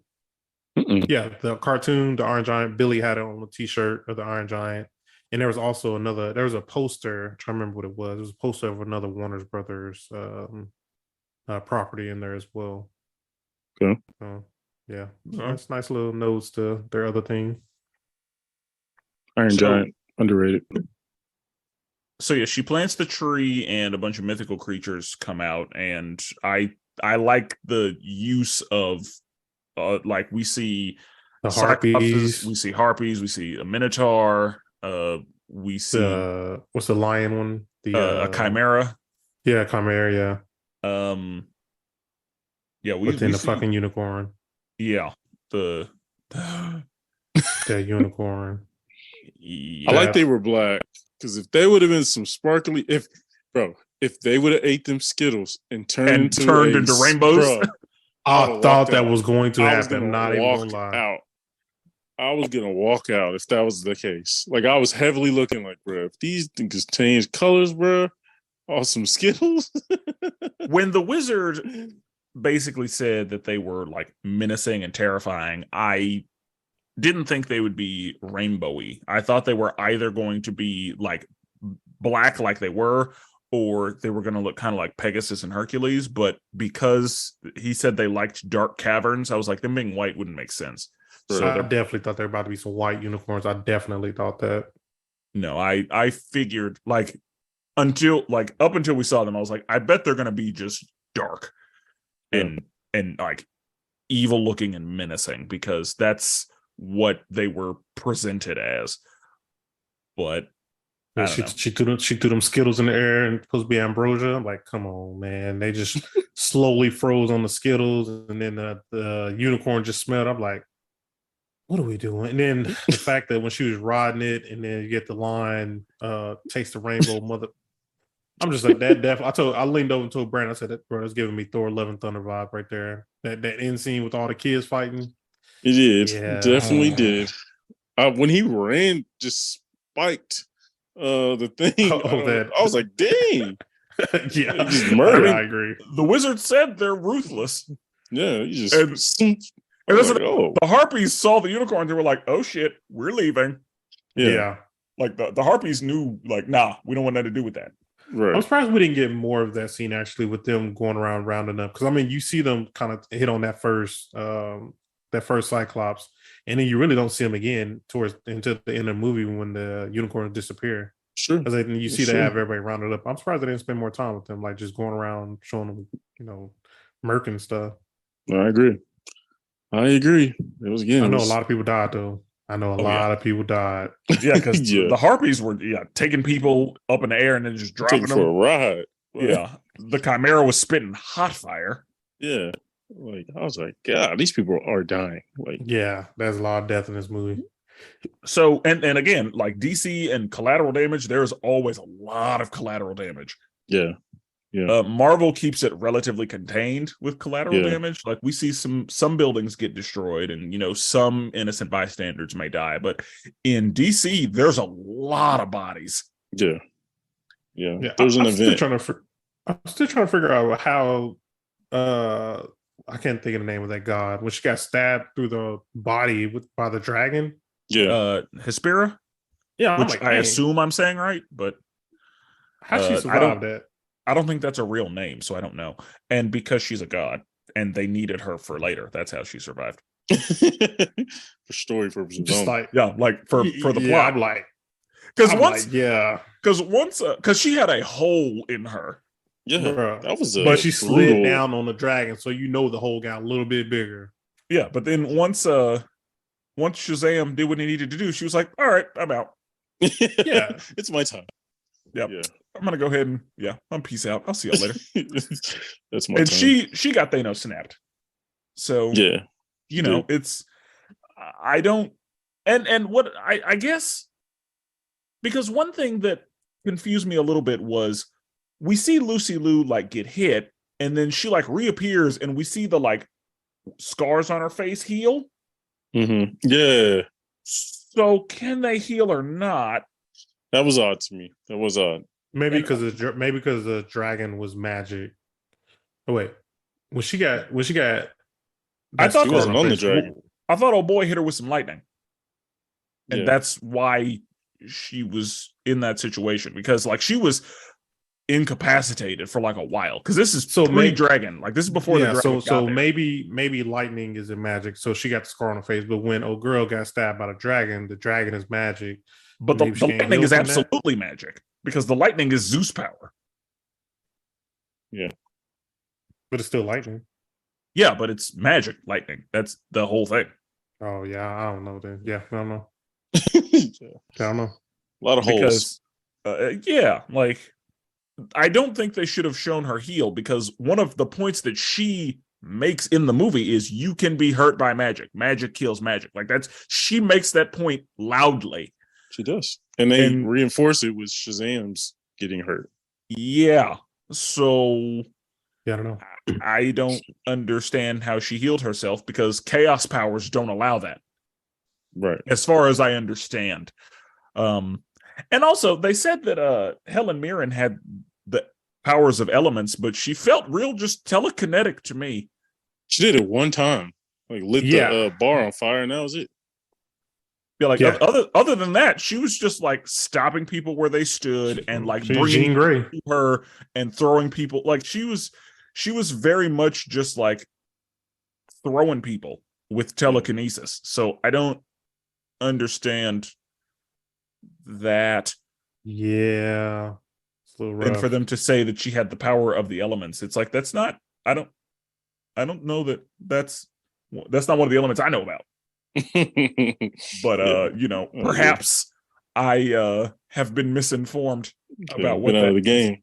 Let me ask you, since I don't really know DC. I mean, I know DC, but not a lot. When Shazam's costume got kind of burnt up, was that any like costume look or anything? Because he kind of looked like Black Adam for a minute. I think Black Adam was black. I think it was an homage to Black Adam, and I think that's all it was to me was them saying, yeah, we know Black Adam wasn't in this movie, so here you go. Okay. Yeah, because I don't remember him ever wearing a black. Obviously that's Shazam's like because again that's like Black Adam, like Black Adam is just literally Shazam, like it's a black suit with a lightning bolt that you can see, like that's what it is. And other than the cape, like he looked like Black Adam. So I think what that was, because we know that Black Adam isn't gonna, like, we know that that's done. So I think that was, I think they did that on purpose, making him look like Black Adam just to be like, yeah, see, this is the best you're gonna get. Another thing was, and I remember leaning over to Brandon saying something to him in the movies. Does everybody just know what Batman sounds like? Because there was a point in the movie, and they said something that Batman would have said. And I was like, well, one of the things that Freddy says is he discerns that the wizard is the wizard and says, like, one of the ways he does that is like, sounds like Batman. Yeah. So I guess does Batman do interviews? Like, how do people know what Batman sounds like? I would assume that it's just people's accounts. It's common knowledge, I'm assuming. And and also the fact that everyone has a smartphone. I'm sure that someone has captured Batman doing the now talk thing. Oh, okay. But yeah, I think that because he had a Batarang, so like Batman's obviously around. But yeah, I would assume Batman does not do interviews. Speaking of Batarangs, this is going to be completely random again. Do Batman just leave those things in the wall, or people just go pick them up and take them back home? I mean, he don't recover them. So there's probably just a hell of Batarangs out there. People just collecting. I mean, at least with Spider-Man, like his webs, they disappear, like they dissipate. But I mean, Batman's just stay there. That'd be kind of cool to have like a Batman Batarang. Yeah, got a little blood on it. Yeah, I assumed that he collected them at the end of the night, but I did. What? He just go Hold on. Spenser, what? I mean, I don't know. I'm not saying that he does it, but I would assume he sends Alfred on that errand. What? Alfred got to go get those. That is abuse. Alfred's like let me know when you're done. Batarang. Them, you know, them easily probably cost like $1,000, $2,000 to make. So I mean, he's just gonna let them things go. I mean, but bruh, so you had a full battle with Raja Ghul, or you're gonna be like, all right, Alfred, or hit it up. Or perhaps they all go to evidence and James Gordon returns them to him. Okay, that's more of a smart. I like that better. But like, in my head, though, somebody coming to get him. Like in my head, Alfred would have a mission. Hey, go collect. Joker's late. I don't feel like doing this tonight. He just fought Joker. Hey, Alfred, go hit up his lair. Alfred, I'm tired. Go. I think I threw 12. Yeah, like I may have thrown 13. Like in the belt, I started with 20. I got 8 left. So yeah, 12 of them out there. I need them all. I need all of them back. Yeah, I never thought about that till just now. Like, dang, what happened to his Batarangs? I've always thought he just let them things go. Like, he got he hit up his manufacturer, and he like give me some Lucian. So that's what I'm saying. People, random citizens just got some Batarangs with them with DNA evidence on them. Oh yeah, but hits up his website. I assume that they go to police evidence. And then James Gordon handles it. I'm letting you know right now, if I find a batarang on the ground, I'm flipping that thing on eBay. Oh, absolutely. Oh, for sure. Like Absolutely. yeah, I'm absolutely. But Bruce Wayne is probably the one that's going to buy it. He got a fake account. He got a ghost account. And just buys it, adds it to his cart. Yeah, that's easy. He out here bidding on it. Damn it. Probably get beat by some 13-year-old boy at the last second. I'm sure he's already got the algorithm to make that happen automatically. Like, damn it, Billy Batson 3000 just bid $1 more. Damn it. Yeah, I don't know. I never thought about his batarangs. No, that's a good question. But yeah, like I said, I had just decided, he goes and gets them some kind of way. That's he a can't question. He can't just leave them in the streets. Like that's not good. It definitely seems like a Batman thing to do, though. Just, bro, you remember you roll over that thing with your car and your tire just going flat? Oh, I'm gonna be mad. I'm gonna be you have a lot of lawsuits. Oh yeah, but I mean, in the first one, Billy says it's a replica, but okay, yeah. I mean, Freddy says it's a replica, but anyway, back to the movie. Yeah, my bad. No, you're good. It was a great question, and I'm really glad we talked about it because I thought about it and dismissed it, but I had to rethink about it. So I was like, "What do you mean? Of course it goes and gets them." Like, no, that's not feasible. Yeah, it's not logistical. Yeah. So I will say. Go ahead. I guess we still got a few more scenes. So in the dome,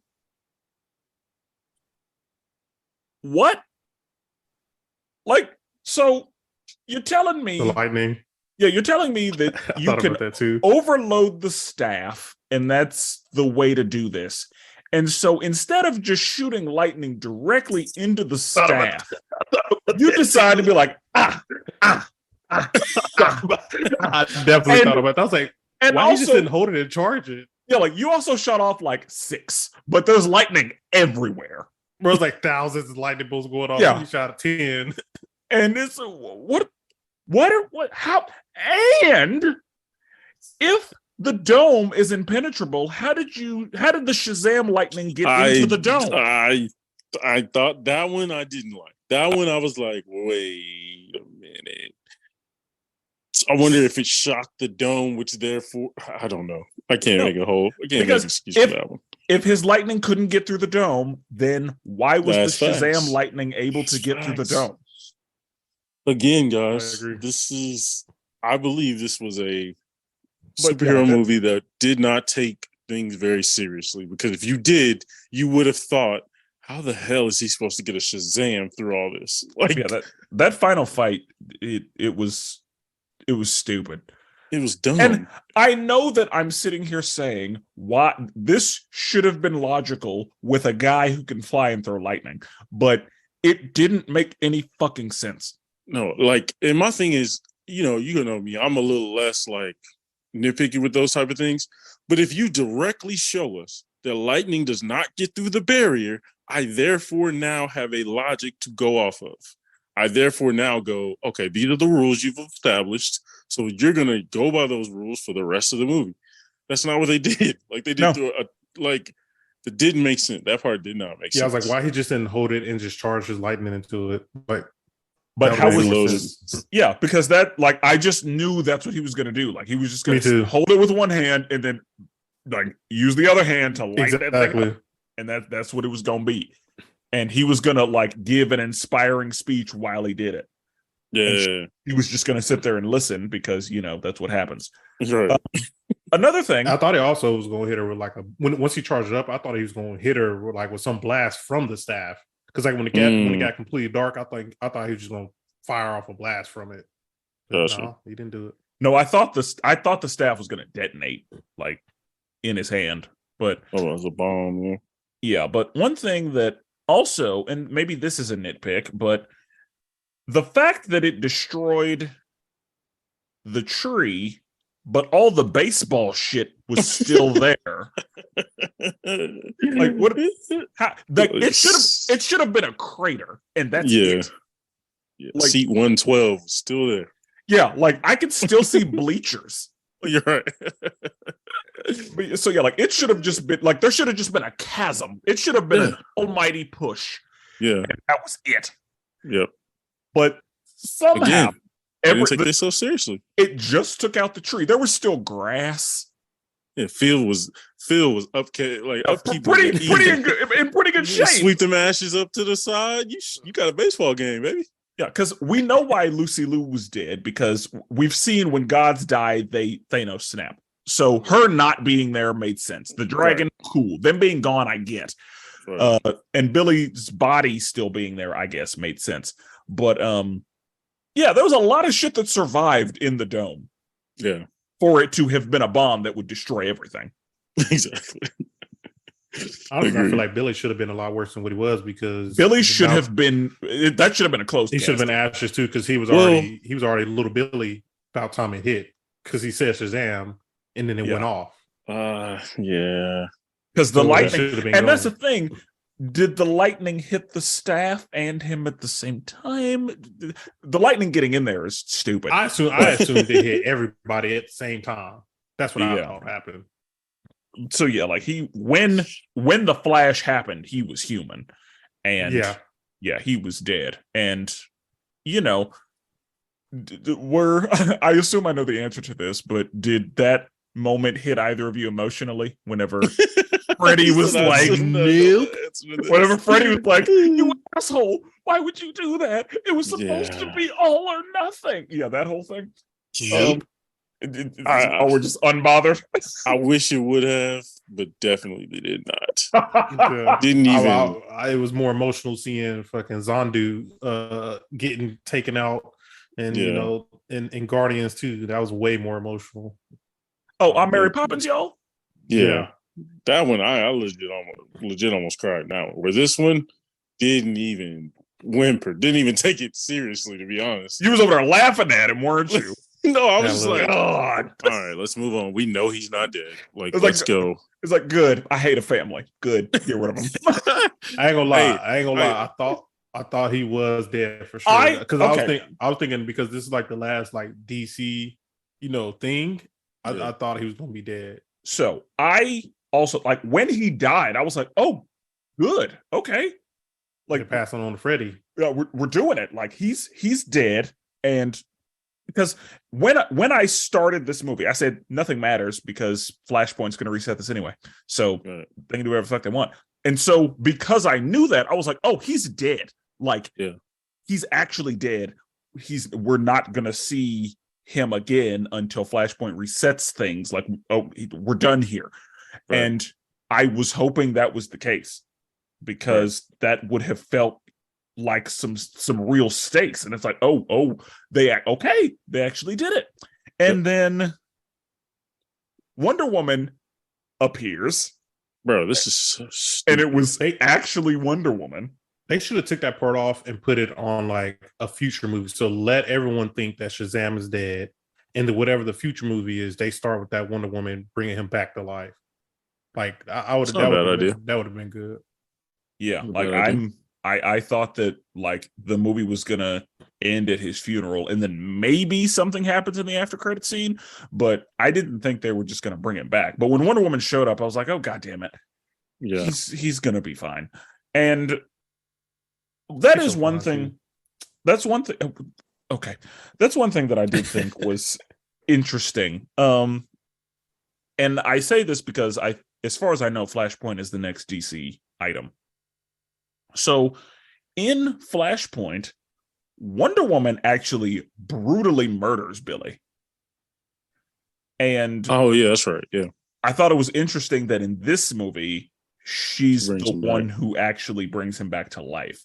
And again, that's interesting just because Flashpoint is the next live action movie that we're getting. Right. And so I don't know if I was supposed to notice that or if that was a thing, but I thought it was interesting that in Flashpoint, like she kills Billy. Yeah, it's that was bad. rough. And because that Wonder Woman, she does not play around. Right. And that is a good point. Good parallel. I wonder. So I was a little disappointed with the comeback. Like it just was kind of, she held it up, Thunder hit it. Then she like put it in the ground. Things start coming alive. Really, nothing happened to the grave. Really, like we get like underneath. There's some things going on, but I like expected like some thunder to come, or him to say, or thunder to hit. We don't hear Shazam obviously because he's under dirt. But thunder to hit, then he comes out.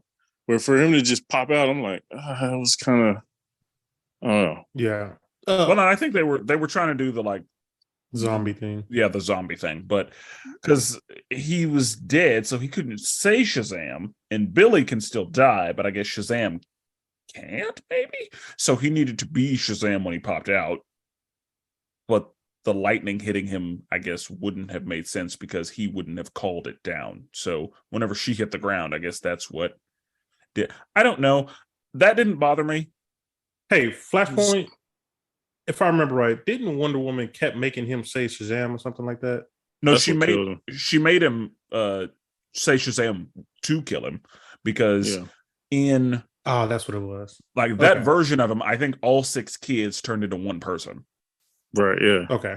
And so whenever so she makes him un-Shazam, and then she pulls Billy out of the group of kids, and then R.I.P. All right, my bad. But yeah, I also thought that lightning was going to strike the ground as well, though.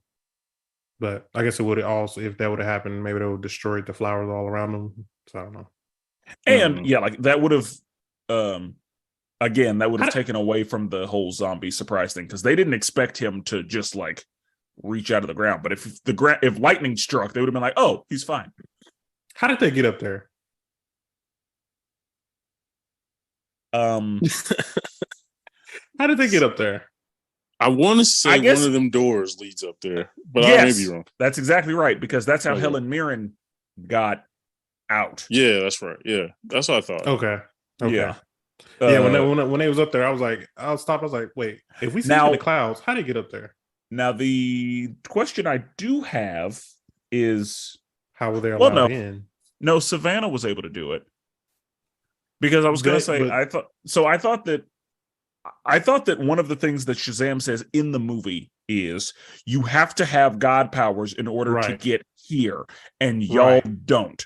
So, Helen Mirren, you're stuck here. They can't come get you. So how did the parents and how did the other kids get there? Yeah, like if none of them had God powers, how did they get to the Rock of Eternity that then allowed them to get to the God space or wherever they were, because Anne couldn't have got them there because she don't have powers. Like nobody had powers. But that's what see. I would assume that Anne just knew how to get them there. If I had to guess, even if she knew, though, it wouldn't even matter. A movie that did not take itself seriously. But yeah, like I don't know what she could have done to get them there if powers are required to get in or out. Right. But yeah, like they said, he was a god. He needs a god's funeral. All right. How do we do that? That was I thought it was funny when he was like, I know your dad's powers are coursing through me, but we're not technically related. Oh yeah. That was funny. My man trying to get her. I don't blame him. That was funny. And I don't blame him. The mom is like, what's with my boys and older women? I'm telling you, that 6,000-year-old girl with that 17-year-old boy, a little problematic, I will say. That is why I worded it the way I did in my synopsis. Brandon, we didn't even talk about it. Okay, when she lost her powers, how come she didn't turn into an old woman? We expected her to. I don't know why she didn't. That was just a mental expectation. I thought that was just you will be human from here moving forward. Okay, I can see that because I accept that. In a worse movie, The Eternals, they used the power to make Sprite into a kid forever. Because she was a kid forever because she was an AI, and then old girl was like, "I'm going to make you human so that you can age." Yeah, that's right. Because she was mad she couldn't age. Yeah. So I thought it was one of those situations. It's like, okay, moving forward, you are now human and will age. I can accept that. That's fine. I can accept that.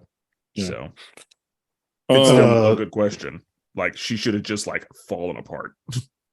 How do we feel? My last question: how do we feel about Shazam for joining the Justice Society and that whole scene in general? Yeah, I would say let's talk about the last two end credit scenes.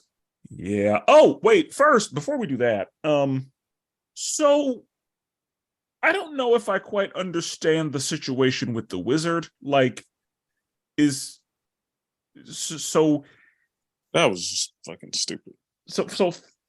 so he's just he has powers, I guess, and he's gonna keep the staff, and I don't know what the staff allows him to do, and he's just gonna like travel the world through Uber.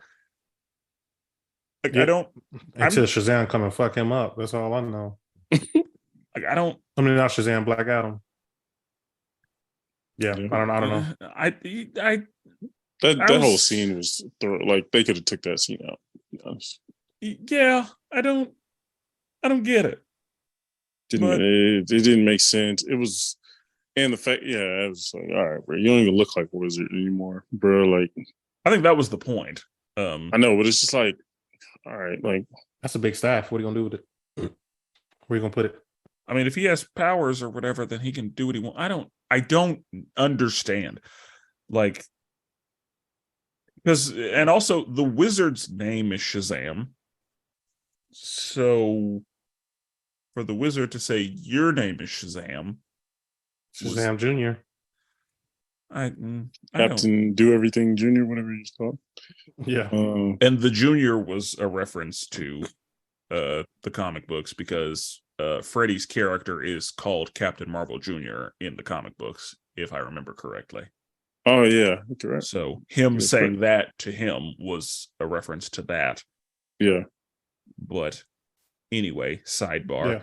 Yeah. Justice Society though. That sounds like a Peacemakers group is about to be part of the Justice Society, huh? I think I love Peacemaker, and I love it when I see Harcourt. Yeah. And stuff. Same. I don't know how that's gonna work out. If he joins that team, I don't know how it's gonna work out. Well, so I was telling Jordan this. I think so. We know how the Justice Society in Black Adam didn't they work with Waller, right? Yeah, they work so she for has, Waller, kind of. Yeah, two squads. So she has two squads, right? Yeah. So it kind of makes sense that Shazam would join the team with Hawkman. Should have been Dr. Fate. Other members of that team. That makes sense. Rather than him joining Suicide Squad would make zero sense. But him joining Justice Society makes sense. It aligns. And a lot of those characters make sense. I mean, the Justice Society wasn't explained well at all. That was one of my issues with Black Adam, was like, what the fuck is this? Yeah. So he poked fun at it too. Yeah. Like he's like, you get to join the Justice. He's like, yes, I've been waiting on it. And then she's like, the society. He's like, well, that's confusing. He's like, the Justice Society. Yeah, wait, what?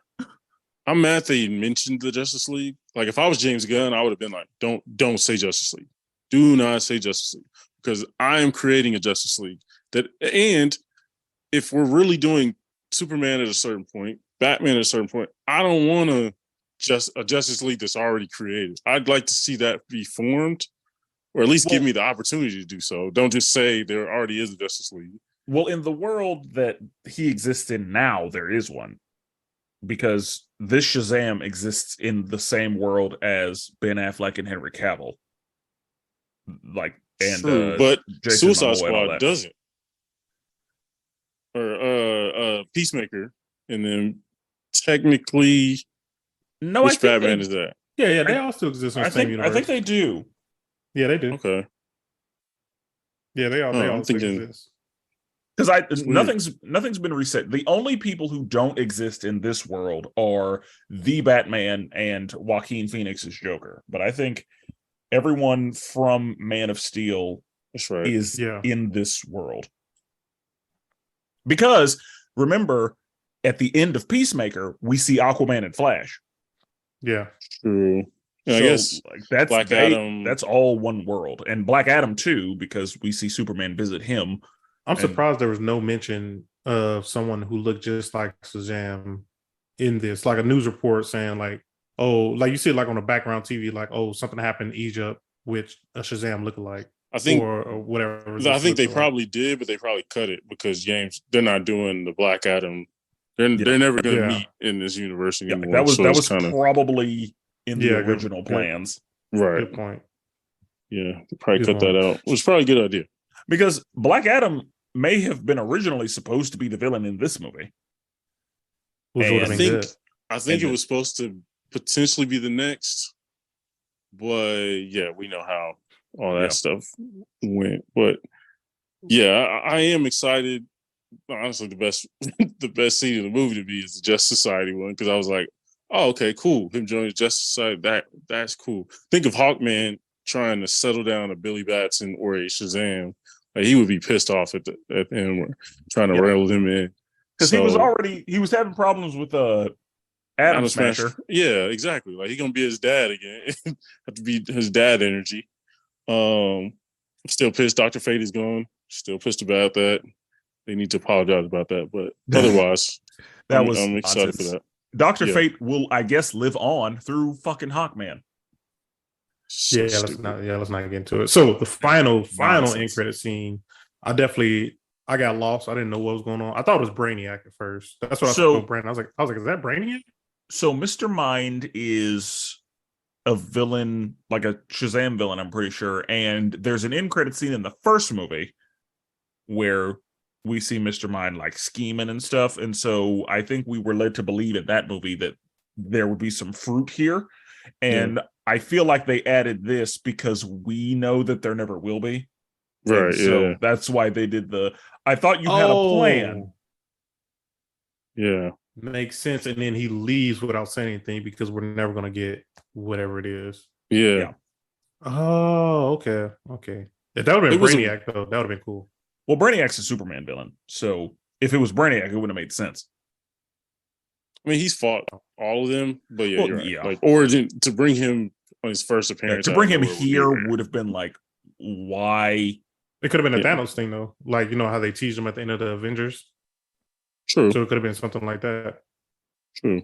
But that was still a group situation. Like, to bring in like somebody else's main villain in a solo movie would have been like A trash ass solo movie. That would have been yeah, weird. that would have been a really risky move. And I mean, that's the Okay. difficulty with doing a Shazam franchise with no Black Adam. Your bench is very weak. Like, you have maybe one villain. Yeah, you've already used Savannah, and so Yeah. now they had to just come up with some shit. Yeah, it's just like now you're picking from some. But I will say one thing that I feel like this movie did well was referencing from and continuing the first movie. Since I like just watched it, I feel like they did a good job of continuing, like making a sequel and pulling stuff from the first movie that was like happening in this one. Because I feel like there are a lot of movies that like forget stuff from the first one or they don't reference it well. But I feel like this movie did a good job of saying like, no, this happened in the first movie and these are the consequences from that. With the staff. Yeah. Because, you know, we figured him breaking the staff, which didn't mean anything, but evidently that's why we're here. Right. But it felt like just barrier. because that was just a like that could have been a throwaway thing. But So the fact that that's what led us here is I thought that was well done, generally speaking. I guess let me ask you now. So now that we've kind of talked about the movie, went through the whole movie, has you guys' score increased, decreased, or stayed the same? Stayed the same. I know, yeah. For me, it still stayed the same. Still 4.5. Yeah, 3.5. It's solidified. Yeah, because again, like I didn't hate it. There were some things I enjoyed about it, but there were some things that could have been handled a little better. I feel like this movie has solidified a change that I'm seeing, a disconnect I'm seeing. So I follow a lot of like, comic book people on Instagram, social media, whatever. And they do a lot of like they get invited to these red carpets, premieres and all that stuff. And then they review the movie and they're like spoiler free. And they'll be like, hey, this is a great movie. And then they'll maybe like rank them or whatever. And like, it's been like 4 or 5 movies now where they have a certain feeling about a movie, and then I'll go in and I'm like, dang, I'm drastically different. Like drastically. Like they were saying this movie's good, but don't worry about the box office numbers. I see why the box office numbers are what they are. Like it definitely makes sense. It would seem to me like they're paid to do that, because it would be, I mean, I don't know. Obviously, Charles is not being invited, but it seems like they would say, yeah, if we're going to pay you to come here, you can't just shit on our movie. Well, I think for some of these people, some people are definitely paid, but some of them, they invite them for free. Like they invite these outlets for free, watch the movie, so then you can go hype it up, free advertising basically for us. We ain't got to pay you nothing. Now, there are definitely some folk out there that like every movie is the greatest thing to ever come out. And that might be so that they continue to get invited, because true. If you shit on one movie, then they may be like, well, we're not bringing him back. Right. And I know there's one guy specifically now that I'm like, and he does like Marvel's official podcast. I'm like, all right, bro, you're probably too deep into it. If Marvel's paying him to, he's on like, payroll. Right. So. And I'm just like, so there's a lot of people I'm just like, but I do also think this was, for some people, they went into this with no expectations, which I didn't either, but they probably just wanted to have a good time. They knew the stakes meant absolutely nothing, and they were just like, all right, let me just have a good time. I also tried to go in there with that, but I was, disappointed. But I think that as fans of this medium, we can be harsher critics, because for somebody who doesn't know comic books very well, they are either going to be pretty okay with how this movie happened because they enjoyed the jokes or whatever, or they're going to look at the plot holes and be like, oh, this movie makes no sense. Yeah, definitely. And I think, I'm not the biggest like poke holes in plots guy, but if your jokes aren't hidden and you got holes in your plot, ooh, you're gonna struggle. That's a double homicide. Yeah, so I'm very interested in like DC. I'm still optimistic about DC. None of my opinions have changed about the future of DC. I think it's gonna be great. I think James Gunn doesn't miss on stuff like this as far as like details. Yeah, because I mean we've already discussed that DC live action movies, box office, theatrical, very spotty. Yeah, and I think now that we have one direction, okay, now I think we'll be fine. This is just kind of the last remnants of that old culture. So definitely. Yeah, because I didn't see James Gunn's name in the credits, and maybe it was, and I just wasn't paying attention. But like, I did not see his name involved. Very smartly, he was like, "Nah, that's not mine, bro." When I walked out that theater, I thought about, because when he was doing his announcements for the DC slate, he brought up every movie that was coming up before, and he usually had a comment. He was like, Flash, one of the greatest superhero movies I've ever seen. We are super excited for it. And that's why we're going to keep it on the slate. And he was like, Shazam 2. All right. Then now later on, we'll have Aquaman 2. Like, he didn't say anything. And so I was like, oh, that's not good. Like, but I was like, I'll give him benefit of the doubt. Maybe he just didn't, passively just didn't have a comment for it. But now I'm like, nigga, I wouldn't have said nothing either. I don't know. I'm like, hey, that thing is coming out. But then really look forward to Flash. Flash is going to be great. Because Flash, he's got his hands in, because that's what he's using to restart everything. Exactly. So, he would say, yes, one of the greatest things you'll ever see. Stamp of approval. Exactly. To kind of finish things out, should we go ahead and do Rotten Tomatoes? Yeah, we probably should. And keep in mind this is opening weekend too, so I never know how that's going to affect things. Well, that's just like for like if people like listen to this episode and they don't know the time frame for it, like we're watching it open weekend. Months from now when someone listens, it could be higher, could be lower. It'll probably be. I don't know. I never know anything. So, who would like to go first on the critic score? Wait. Brandon, I'll let you go first. Critic score? Yeesh. I'm gonna say 58. That's really generous. Yeah, I know. I want to say more like, I feel like it's in the 40s. Like I want to say 48. Yeah, I'm gonna say 48. Okay. Closest to the bucket is definitely Spenser. The Rotten Tomatoes critic score with 175 reviews is at 53%. So That means we're The equally. same. Yeah, we'll have 5. yeah, but without Oh. going over. You gotta think about that. Uh, So it's Price is Right rules, because yeah. we were Price is Right equally rules. far. Yeah, Yeah, that makes you know sense. what? That's what we're gonna do now. Price is Right rules, without going Okay. over. Okay. Audience score. So Brandon, now what do you I think gotta it is? underrate. Audience. Ooh, okay. Audience. Box office numbers are low. I'm gonna go 68. 68. Spenser. I would assume audiences are usually a lot more generous than critics, and if the critics put it in the 50s, the audience probably went in the 70s. So I'm gonna say 74. Okay. Spenser is definitely once again closest to the bucket.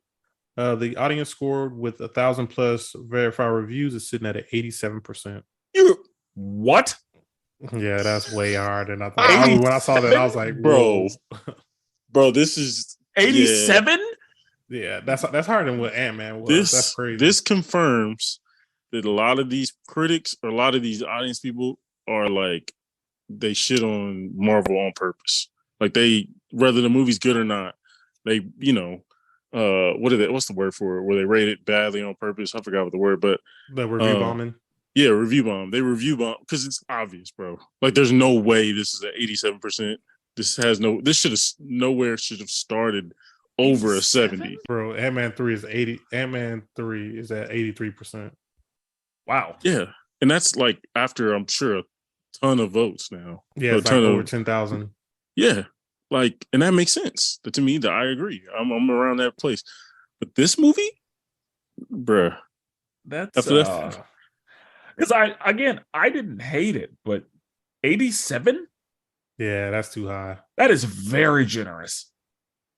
that is That's honestly I'm one of the more surprised. highly rated in first weekend. I take that in count. But Yeah, because if we're doing but DC 87 movies, 87 is really high. DC movies, I bet you the Batman What is the only other one. What is Shazam 1? Jordan. Shazam 1. Because Shazam came 1 out. is a better movie. Absolutely. 82% from the audience and 90% from the critics. Wow. Okay. 90, I really enjoyed Shazam, but I didn't expect it to be like unanimous like that. What about the Batman? Which I still haven't seen. I don't know why I'm sleeping on It's a that damn one. shame. I know. So just watch it. I know. It's actually sitting at 87% as well. That's So a people wow. think that this movie is up there with the Batman. That makes me not want to see the Batman even more now. See? Bro. Wow. But I will say people are like trying to be cool and go against the Batman now. They're like, it's not that great. Yeah, they're one of the, how people do. Like, Endgame wasn't that good. Like, it was, it was ever, those type of people. But yeah, the Batman is not even a Batman is a film. This was a movie. So yeah. Yeah, that's crazy to me. I did not think it was gonna be the Suicide Squad 2. The Suicide Squad is 82%. This is wild. I think it's just purely off of the amount of reviews. I guess, because that one only got 2,500 plus reviews. Okay. Yeah. I'm giving up on the superhero on the audience. I was gonna say, because I want to see how it compares to like several Marvel movies, but I also don't want to do that. Yeah. Yeah. Okay, that's a tough one, man. It's a tough That's one. that's surprising. I did not think that the audience would feel that way about it. Again, like low 80s, okay, but 87 is that's generous, It just In goes the to show you 80s is what do we ridiculous. know, huh? I guess. Psh, yes. I'll So roll with our opinion over half of these idiots. That's true. I'm not gonna call them idiots, but I'll do I it. I feel like I feel like we have pretty. I mean, we usually have relatively differing opinions, but I think that we're all in the same range. That this was not an 87. no, This not at is all. okay. Last question. We can go out on this. Which is a better movie, Okay. this or Love and Thunder? Oh man. I am gonna go Love and Thunder. I never thought I'd say it, but I'm going Love and Thunder as well.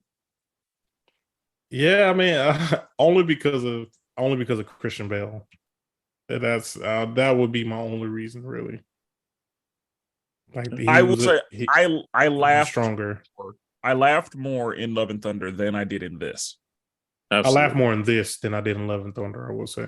Now, What? Love and Thunder also had like some misses, but this movie had did. far more misses than Love and Thunder did. To me. Way more. Like I this thought- had. Yeah.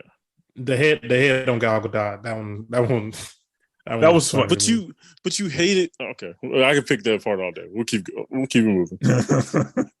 Yeah, I'm sorry. Actually, I did like Actually, I will say maybe the ones in Love and Thunder, because now I'm thinking about it. I enjoyed the goats. The goats screaming. That was funny every time. Actually, yeah, I don't know which one is funny. They both had a lot of misses in it. Actually, Yeah, I'm yeah, Love and Thunder. Same. okay. Well, I guess we let the people know where they can find us, but you know what? We did not let the people know. We didn't tell them to rate and review us on whatever streaming platform that they use. Rate and review us. Also, it helps us get noticed. One, it also helps us get our name out there more. So when people are looking for something to listen to, they can see we have a lot of reviews, and that helps out. Makes people want to listen. So yeah, rate and Absolutely. review us on Apple, Spotify, Stitcher, whatever you use. Rate and review us there. And this is a good time since we're reviewing a DC movie. Go ahead, shout out Spencer. You want to tell them about? I mean, little project you got. I definitely almost threw that in there earlier. Okay, but, go ahead. Go ahead. I decided, okay. So I have a side podcast, DC Animation with Spenser and Friends, because, and you've heard me say this before, live action DC movies hit and miss, but they're animated movies, quality items. Mm-hmm. And so I have dedicated a podcast to that. We are a couple episodes in. You can find them the same place you found this. So I am reviewing all of the DC animated movies with a different friend every time. Brandon appeared on our first episode. Shout out to Amen. Brandon. Amen. Mr. Percival appeared on our second episode. And you just gotta tune in to see who we have as guests moving forward. So That's right. I would recommend just getting on HBO Max, watching whatever movie I'm reviewing that day. Right now, I'm reviewing the official DC animated movies in release order. Mm-hmm. Yeah, I will say once that's done, I'll just keep going. Yeah, I would say you can see once the episode releases, read the title, go watch the movie, come back and listen. Yep. That's my recommended way of listening to it. Yes, join me on the journey through the wonderful world of DC animation. It is worth your time if you enjoy superhero things. That's right. Well, is that it? Is that everything? It's everything. I do believe. That's everything. So with the fury of the gods, I will say, we're never duplicated. Always appreciated. And forever melanated.